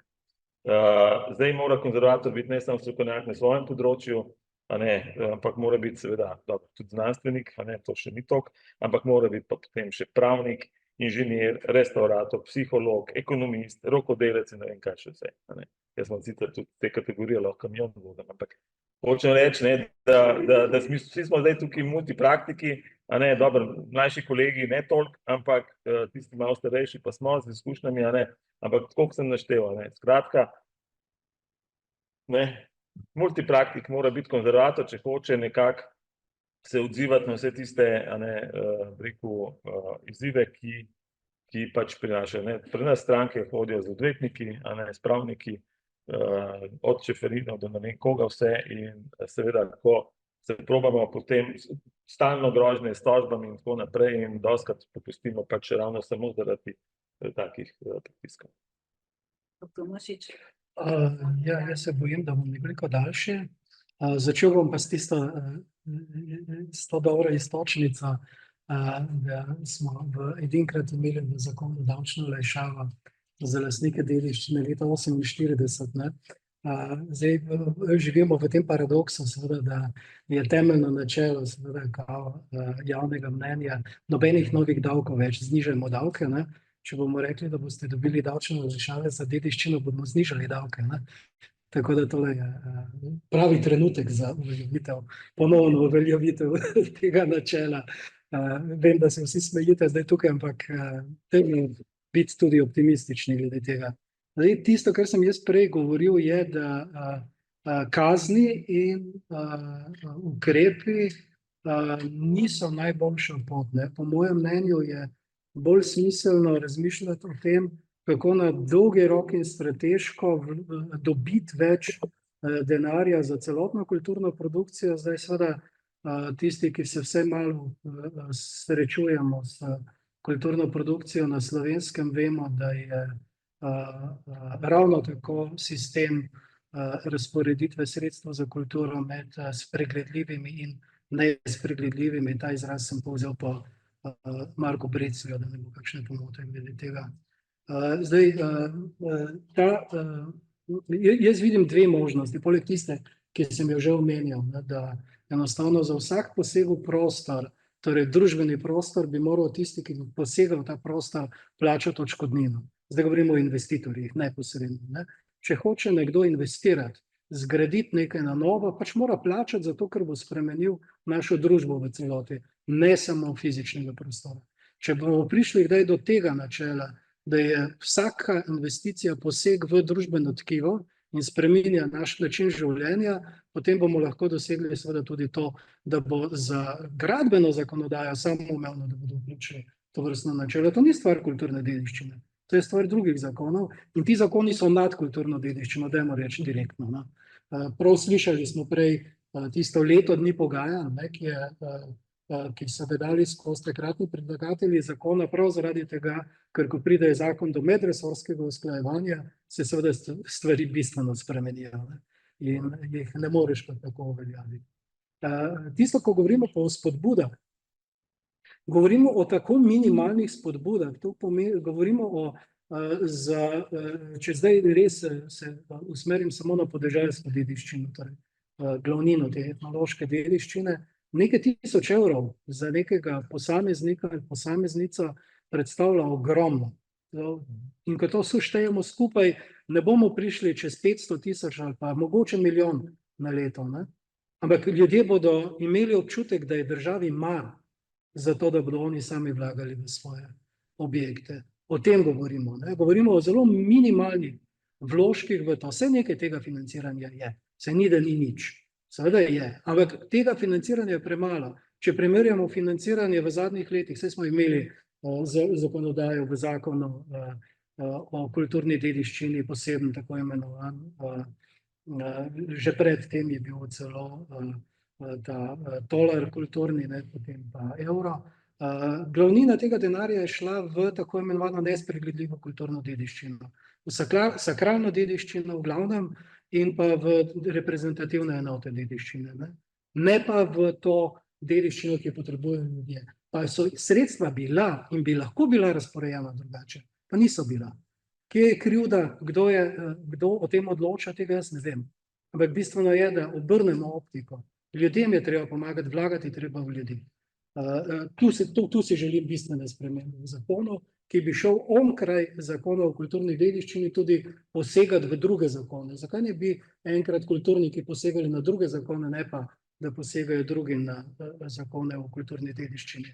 Zdaj, druga stvar, ki se vam bo zdela zelo banalna, je pa, da bi pri prenosu in prevajanju mednarodnih dokumentov vendarle upoštevali nekoliko širši obseg strokovnjakov, da ne bi prevajali dokumentov samo prevajalci, torej usposobljeni prevajalci, ampak tudi strokovnjaki iz posameznih področij. Vam bom dal dva konkretna primera iz implementacije te UNESCO-ve konvencije o varovanju nesnovne kulturne dediščine. Ena od teh je prevajanje performative arts v izvedbene umetnosti. Kar je v slovenščini v splošnem prevajanju samoumevno. Ampak če si glasbenik, če si godec, ljudski godec, ti nikoli ne sodiš na področje izvedbene umetnosti. Če si plesalec, ne plešeš na odru zato, da te bodo drugi gledali, ampak plešeš. To pomeni, da si v izvedbeni umetnosti. Ampak naš zakon govori o uprizoritveni umetnosti, ne pa o izvedbeni umetnosti. In tako, ko imamo uprizoritveno umetnost, seveda imamo v misli gledališče. Tisto, kar gre na oder, ne? In iz tega, da imamo tam noter termin uprizoritvene umetnosti, skoraj da ne razumemo, da je glavnina te umetnosti pravzaprav glasbe, ritual, ples. To je prva stvar. Druga je, ko pridemo pa pri istem zakonu do prevajanja besede instruments. Glasbeni instrumenti so glasbila. Prevod uraden je orodja, instrument so orodja, seveda tudi, ne? Ampak v izvirniku ta instrument vključuje tudi glasbila. In zdaj, če mi omejimo prevod besede instrument samo na orodja, nihče med nami ne bo pomislil, da med ta orodja sodijo tudi glasbila. Kako boš pa izvajal glasbo, ne da bi igral na glasbilo, ne da bi uporabljal to svoje orodje, ne? In ta glasbila so seveda integralni del varovanja v nesnovni kulturni dediščini in od tukaj smo prišli do točke, pri kateri v Sloveniji še nimamo zavarovanega nobenega glasbila. Čeprav jih imamo nekaj, ki bi jih lahko zavarovali po tej logiki, ne? Tretja stvar pa je, to sem že omenil, seveda konvencijo FARO in vključevanje lokalnih skupnosti, ki bi po mojem mnenju moralo biti obvezen. Torej ne priporočeno, ne kot neka stvar in predvsem etnologi se na terenu vedno soočajo s tem, da se je z ljudmi treba pogovarjati, pogajati, da jih je treba poslušati, da jih je treba razumeti in da od tod prideš potem do kakšnih dobrih rešitev. Ne moreš jih pa kar tako vsiljevati ljudem na terenu. Ta vidik vključevanja dediščinskih skupnosti se mi ne zdi tako enostaven, kot si ga zamišljamo. Če je ta model, ki ga je kolega Gaspari prej predstavil z arheologijo, dober model, tako kot so tudi drugi modeli pri varovanju arheološke dediščine v tem zakonu odlični, potem moramo mi prevzeti dobre prakse tudi na druga področja. Tako da, če je to pot, sem za. Zadnja stvar je pa še ta, dediščina ni zgolj nekaj, kar je dano in kar je v nekem trenutku na voljo, ampak je tudi to, kar skupnosti ustvarjajo. Tako da pri dediščini imamo zelo pogosto opravka s procesom nekakšnega dediščenja, ustvarjanja dediščine v prostoru. Včasih to dela stroka, v tem smislu je seveda to strokovno področje, včasih to delajo ljudje sami, včasih pa to dela politika. V zadnjem obdobju, sem vam že povedal, predvsem pri nesnovni kulturni dediščini, je lokalna politika, torej župani, so najbolj zainteresirani za kulturno dediščino in hkrati je največ tudi uničujejo.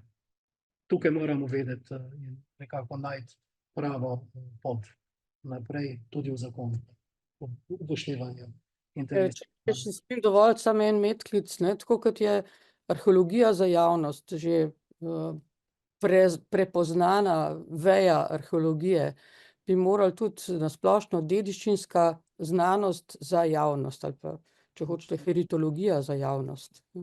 Občanska dediščinska znanost. Ja. To je en vidik, ja, sigurno. Ja, prosim še. Bom čisto kratek, jaz se seveda strinjam z mnenji predhodnikov, ampak če smo čisto praktični, zdaj spremembe zakona se očitno pripravljajo in vsi tisti, ki smo zdaj delali v teh strukturah upravnih, vemo, da ima vsak od nas je imel v predalu vsaj 3 različne verzije vsakega člena. In toliko je znanja v teh inštitucijah, da ta aktualni pripravljalec si samo želimo in tudi verjamemo, da ima te rešitve, ker vsi ostali mehanizmi, ki ste jih kolega omenjala za nadgradnjo, veliko tudi malo več sredstev in tako naprej, ne malo, veliko več sredstev, so samo stvarjene politične realnosti pa moči, veliko ministrstva znotraj takratne strukture, ki pač o tem odloča. Ampak eno takih pozitivnih novic, da se nismo veliko dotikali premične dediščine, čeprav razumem, je 50 milijonov evrov namenjenih iz te poplavne obnove za regije, ki so bile prizadete, za gradnjo regijskih depojev, torej za arheološke arhive, torej za arhive arheoloških najdišč. To je neka velika investicija, ki jo seveda cela država čaka, pravzaprav vsaj tisti, ki imamo s tem največ opravka, in moram reči, da ta model seveda mi tudi vliva upanje, da bo ta premičen del zakona o varstvu kulturne dediščine, da bomo enkrat prišli do tega, kar si pa verjamem, da muzeji zelo želijo, da se uredi in strukturira tako, kot je že dolgo časa govora. Ampak pravim, ta model, tudi ta sredstva, ta priliv teh sredstev, ki ni tako, ki je velik, za te razmere, se mi zdi, da je taka odlična napoved. Če se bo uresničila, lahko samo upam, ampak je dober model. Hvala. Jaz sem še pozabil na nekaj zelo očitnega. To je vrnitev strok, samo to še bom dodal v zakon.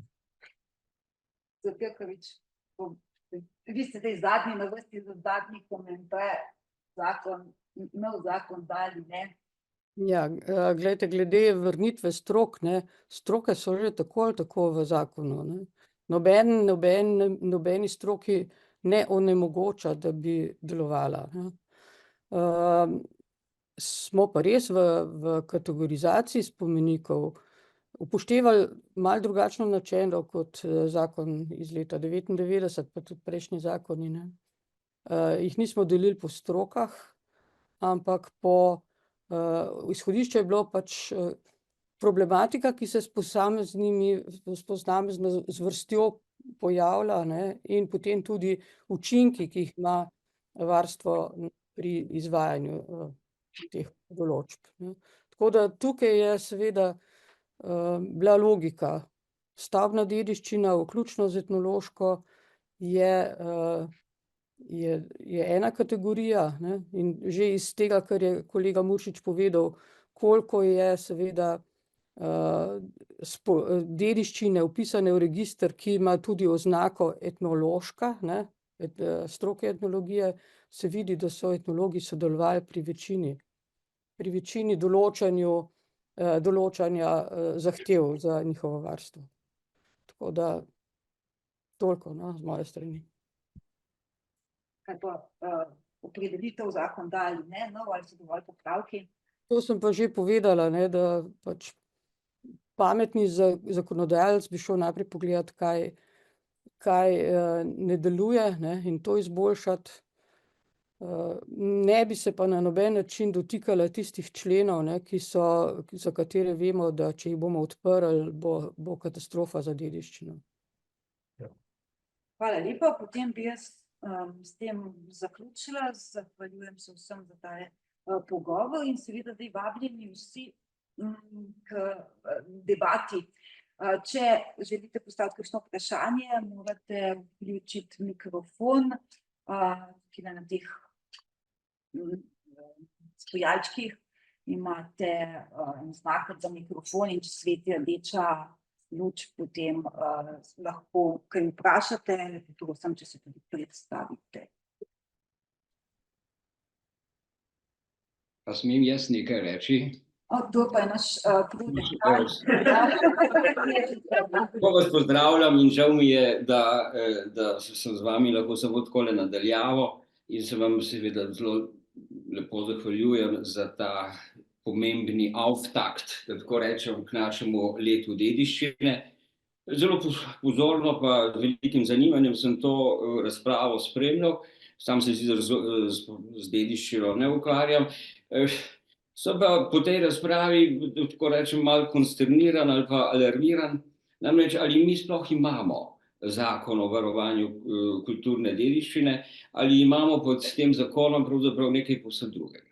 Zakon o opredeljevanju kulturne dediščine morda v najboljšem primeru, namreč imamo dokument, ne, ali pa da rečem, imamo papirnati zakon, v katerem ni sankcij za kršiteljev, kjer ni nagrad za tiste, ki delajo dobro, imamo opredeljeno preventivo, ki ima učinke mnenj, neobveznih mnenj, imamo potem prakso, ali pa skrbnike tega zakona, ki so torej konzervatorje, ki so, kot je rekel gospod generalni konzervator, izčrpani, izgoreli, ki pa obravnavajo pritožbe, ki bi jih ne smeli po zakonu obravnavati.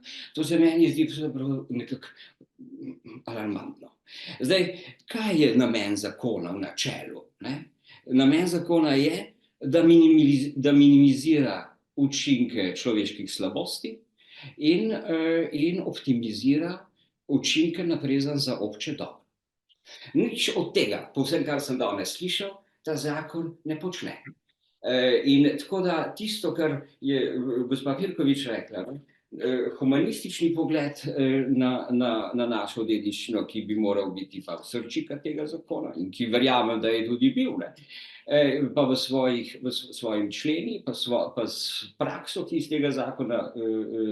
tega zakona sledi, torej te tri prvine humanističnega pogleda na dediščino pravzaprav nevtralizira ali pa celo deluje proti. Torej proti znanju, proti spominu in proti vrednotam. In zdaj, ali bo nov zakon, in to pa ni zdaj več problem ne zakona, ne izvajalcev zakona, to je izrazito politično vprašanje. Vprašanje naše zavesti o občem dobrem. In jaz bi tako rekel zdaj, da politični pritiski, da so nekaj nenormalnega. Jaz pa pravzaprav obratno mislim, da politični pritisk mora biti normalen, nekaj normalnega, da je to, ker se s tem izraža, ali pa skozi politično voljo, politično agenda, agenda, ki jo nani okvir je pa seveda ustava, in pa te konkretno pa ti humanistični pogled na dediščino, je condicio sine qua non, da bomo nekoč morda vendarle dobili zakon o varovanju kulturne dediščine in ne papirnati zakon, papirnatega zakona, ki je pravzaprav nekako lepodušniški. Torej, morda se motim, ampak po tej razpravi, ki sem jo danes poslušal, bi pa že tako rekel, tako da jaz mislim, da smo še čisto na začetku. In Bog z nami. To so moji vtisi. Hvala lepa. Hvala lepa. Če smem dodati, ne, na srečo je v naši ustavi pač določeno varstvo dediščine kot javni interes. Tako da skozi to izhodišče potem tudi so vse stvari izpeljane. Kdo komentira? Mora tole pripisati. Ja, da bo rdeč gumbak, seveda bo rdeča lučka. Rdeča. Ja. Jaz sem uporabnik, konzument, ker sedim na tej strani barikade, če je tole barikada. Rad bi preciziral ene stvari v tej debati. Ne morem si kaj, da ne bi citiral nekoliko neprijetno ime v slovenski historiografiji Bracota Rotarja, ki je v knjigi Odbiranje iz preteklosti zapisal dediščina brez testamenta.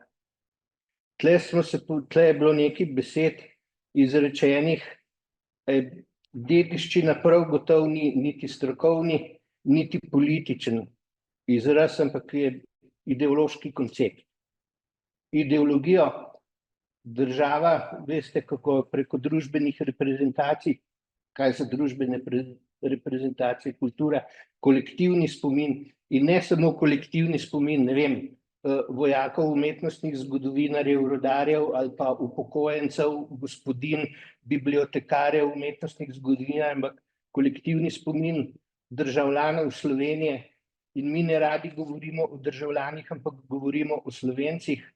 Že jaz se tle ne počutim interpeliranega, ker v zadnjih 60.000 letih ne poznam nobenega Slovenca v svojem družinskem deblu. Mislim, veste, to so, vzgoja je tukaj. Jaz sem bil v svoji pradomovini, kjer sem se začudil v Becerku, odzadaj za mojo domačo ulico v Brnu, so obnavljali neko hišo in tam je podjetnik, ki bi bil pri nas navaden zidar, saj verjetno tam je nek gradbeni podjetnik, ampak je imel na vsakih, ne vem, to je vogalna zgradba, pa recimo dolžine gotovo 60-70 metrov, tisti stanovanjski blok, zgradba modernistična. Imel tablico svojega podjetja, on kot lastnik, obnavljamo s spoštovanjem do kulturne dediščine. Pri nas se kapital ne obnaša spoštljivo do kulturne dediščine in sprašujem se, a mi sploh. In ko sem jaz to prvi dan, ko sem prišel v Ljubljano, sem srečal Damjana Prelovška in sem mu rekel, kje si bil, jaz sem bil tam. Ja, je rekel, kako? Sem rekel, Damjan, nekaj smo zgrešili, nečesa nismo naučili naših študentov ali pa ne vem, kdo mi sedi nasproti v predavalnici, kadar komu v službi kaj rečem, sicer samo navaden knjižničar, res da umetnostni zgodovinar, kdaj komu kaj naredim, kdaj komu kdaj kaj objavim. Se pravi, tukaj skozi vzgojni sistem se to dela. In komu je zdaj tukaj vrednota, a sta samo Plečnik naša vrednota? Meni se zdi Plečnik prej alibi za plejado.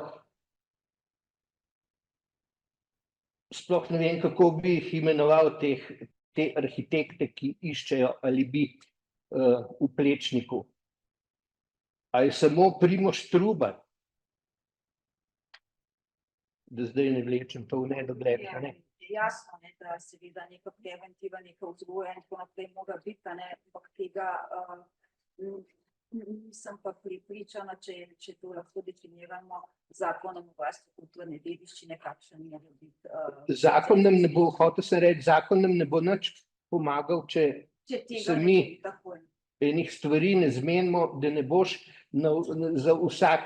za vsako odločitev, ki ti ne ustreza, da dobiš gradbenega dovoljenja, pa ker nisi dobil spomeniško varstvenega soglasja ali kakorkoli se zdaj temu reče, šel s čeferinom na zavod.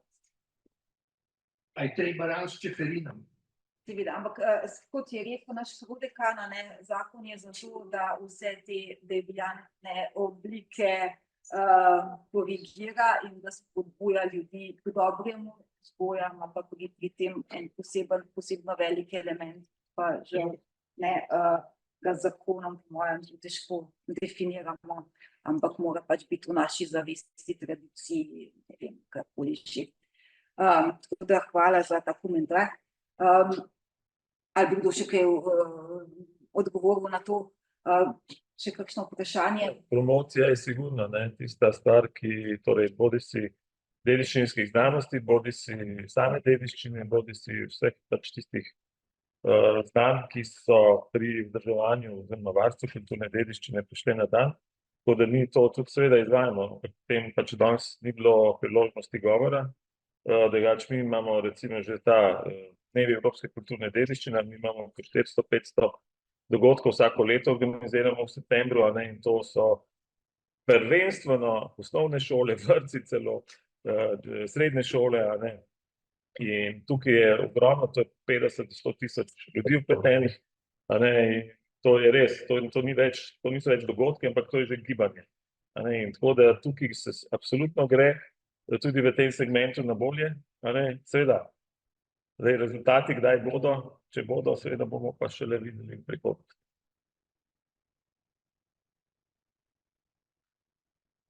Še kakšno vprašanje? Ja, prosim.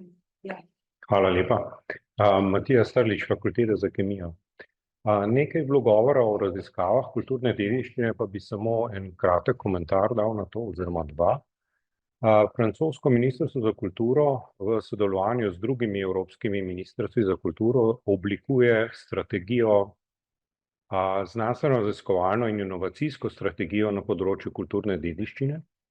V oblikovanje se ni vključilo naše ministrstvo za kulturo, obravnava pa predvsem centralne vede kulturne dediščine, se pravi humanistiko.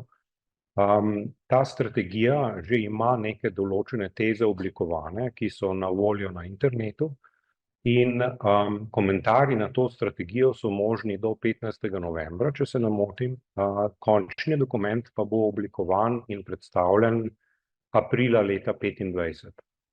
Mislim, da je to idealna možnost, da se tudi slovenska stroka vključi v oblikovanje tega dokumenta, ker bo pomemben za vse prihodnje razpise v prihodnjih evropskih programih, kjer bo vključena kulturna dediščina. Bolj pomembnega dokumenta za raziskovalno skupnost ne poznam na tem področju.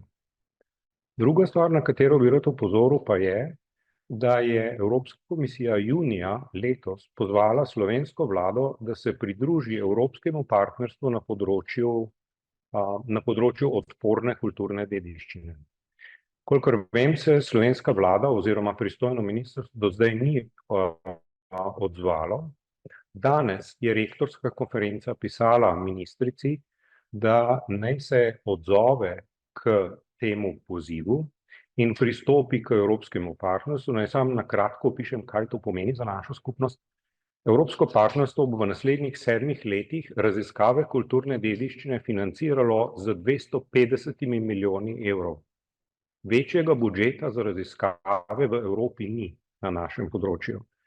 In z našim neodzivanjem slovensko skupnost in tudi naše inštitucije izključujemo od tako pomembnega vira financiranja. Hvala lepa za to pomembno dopolnitev vprašanju odnosa ministrstva do stroke oziroma ministrstva do dediščine. Tukaj smo mogoče tudi še odprli eno drugo vprašanje raziskovanja dediščine, ker zdaj smo z zakonom v bistvu definirano samo varovanje dediščine, raziskovanje, v bistvu pripada drugim sferam. No, in tega se bomo dotikali skozi celo leto dediščine. Tako je.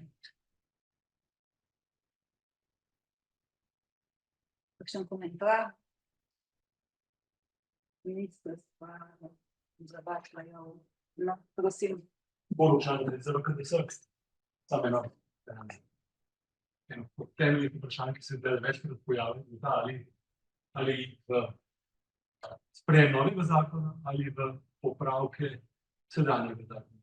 Odgovor na to tiči v tem, kaj mislimo, da je glavni problem. A je glavni problem varstva dediščine, oziroma tega, da varstvo ni zelo učinkovito, kar smo danes slišali, v tem, da imamo zakon, ki je neustrezen, ali je glavni problem kak drug, recimo slabe kapacitete na tem področju, od človeških, finančnih, organizacijskih in tako naprej. Zdaj, govorili smo tudi, Jelka je preomenila, da je dediščina v Sloveniji ustavna kategorija, kar je seveda v redu. Že če odprete ustavo, mislim, da 2. ali 3. člen, se pravi, en od osnovnih členov, ki govori pravzaprav o temelji slovenske državnosti, omenja kulturno dediščino. Ne bom tam citirati tako, ampak jo omenja. Marsičesa drugega ne omenja. Ne omenja, na primer, tam svobodne gospodarske pobude in tako naprej. To so tudi ustavne določbe, ampak se pojavljajo pozneje v tej isti ustavi, kot se tudi dediščina še enkrat pojavlja. Skratka, to, da je dediščina zapisana v ustavo, pomeni, da smo v bistvu enakovredni z drugimi državnimi interesi. Tako kot je interes dediščine, ustavni interes, s tem pa državni interes in se mora država in občine in sistem, se moramo truditi za to, da dediščino ohranimo. Smo kar naenkrat v enakopravnem položaju z drugimi, na primer z interesom, svobodno gospodarstvo, pobudo, infrastrukturo in tako naprej. Tako da ni razloga, da ne bi, kot ste rekli, bi bilo fajn, da pa enkrat mi diktiramo drugim zakonom, kaj tam piše. Točno tako. Po ustavi to možnost imamo, ker smo na istem nivoju. Vsak ustavno. Zdaj pa, hkrati smo danes slišali tukaj polno žalostnik, kako na področju dediščine marsikaj ne deluje. Vse to je res. Očitno ni problem v ustavi. Poglejmo recimo en drug primer, tudi ustavna kategorija. Ravno tako mislim, da je omenjeno že v 3. členu, morda ne, pa tudi še potem hkrati z dediščino, mislim, da v 73. ali 74. členu ustave. Ampak, če pogledate, kaj se je zgodilo potem, ker da Ustava Republike Slovenije sprejela.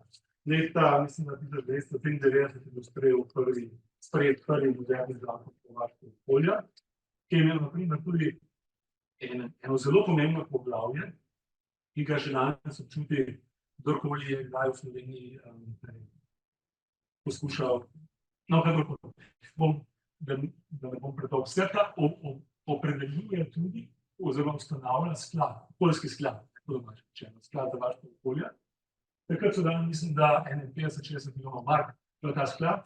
Ta sklad ga je zdaj že 30 let ta denar tuja, kako se temu reče, dobiva tudi evropska sredstva in tako naprej. In še zdaj skoraj vsi investitorji, ki hoče nekaj topotno črpalko, fasado vložiti, streho zamenjati, karkoli v času tudi druge, ali pa zdaj recimo štekar za polnjenje električnega avtomobila na hišo, se lahko obrne na ta sklad in ima veliko upanje, da bo dobil nek denar. Ne veliko, ampak 5000 evrov. Točno to, kar ste spet vi rekli, da bi bilo zelo dobro in vsi se strinjamo tudi na področju dediščine. Zakaj na področju dediščine takega sklada ni? Čeprav je istočasno bila zavarovana kot ustavna kategorija, kot na področju okolja. Problem ni v zakonodaji. Jaz smo imeli več zakonov tudi za dediščino, za področje dediščine, ampak nečesa takega, kot je tak sklad, nikoli ni bilo v nobenem zakonu o varstvu kulturne dediščine, kar pomeni, da problem ni, da je problem političen, da nekaj takega tja ne more priti, kot je že Jelka prej rekla, bilo je nekaj predlogov, ko se je delal zadnji zakon, da se tudi finančni instrumenti pripeljejo v zakon, pa do tega ni nikoli prišlo. Zaradi tega, ker so drugi interesi, ki so sicer ustavljeni na enakem nivoju kot dediščina, prevladali. Kar pomeni, da je glavni problem varstva dediščine v Sloveniji politični. Da dediščina, čeprav ima ustavno, čeprav ima zakon, ki ni slab. Ampak tisto, kar manjka, so kapacitete. Skratka, je podhranjena, kar se tiče njenega izvajanja. To pa ni več problem samega zakona. Tudi če napišemo nov zakon, bo še vedno podhranjena. Ampak je problem politika. Zakaj tako je? Razlogov je več. En je recimo ta, ki je banalen, ampak zelo močan, da seveda Evropska unija dosti bolj večjo pozornost daje varstvu okolja kot varstvu kulturne dediščine. Ampak to je samo en razlog. Tako da, če zdaj odgovorim na vprašanje, jaz mislim, da nov zakon ne bo nič rešil. V tem smislu je rekel, da bomo pa dobili, ta zakon je slab, bomo naredili novega, ki bo sjajen in stvari bodo enkrat dobre. Samo zato ne bo. Tukaj rabimo nekaj več, ker rabimo neko politično odločitev, da je treba dediščino bolj varovati. Tako da z tega vidika novega zakona ne rabimo, lahko se danjega popravljamo, pomimo, da bo kaj boljš, lahko sprejmemo novega, upamo, da bo kaj boljš, ampak ne v enem drugem primeru najbrž ne bo nič bolje, če se hkrati ne bo na čiste političnem nivoju pokazali neka volja, da je treba dediščino boljše. No, če smem še jaz se oglasiti tukaj še enkrat. Moje izkušnje na področju prizadevanj, da bi tudi finančni del pri dediščini rešili, me je pripeljal do tega zaključka, ne, da je politika noče izpustiti te možnosti, da skozi financiranje iz državnega in občinskih proračunov dejansko vpliva na to področje. To je moj občutek. Ker če bi šli v nek sklad, v nek avtomatizem, ne, potem bi seveda drugi motivi vodili politiko ohranjanja, ne pa politični.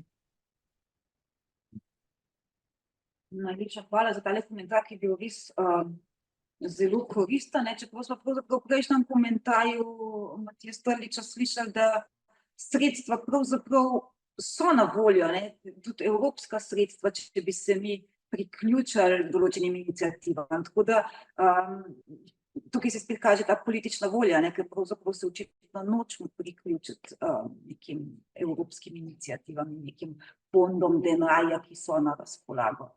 Ja, to je treba dodati. Če se priključiš takšni zadevi, moraš tudi vložiti. V tem je problem. Torej, lokalno, Slovenija mora nekaj vložiti. Predvsem dela, ne.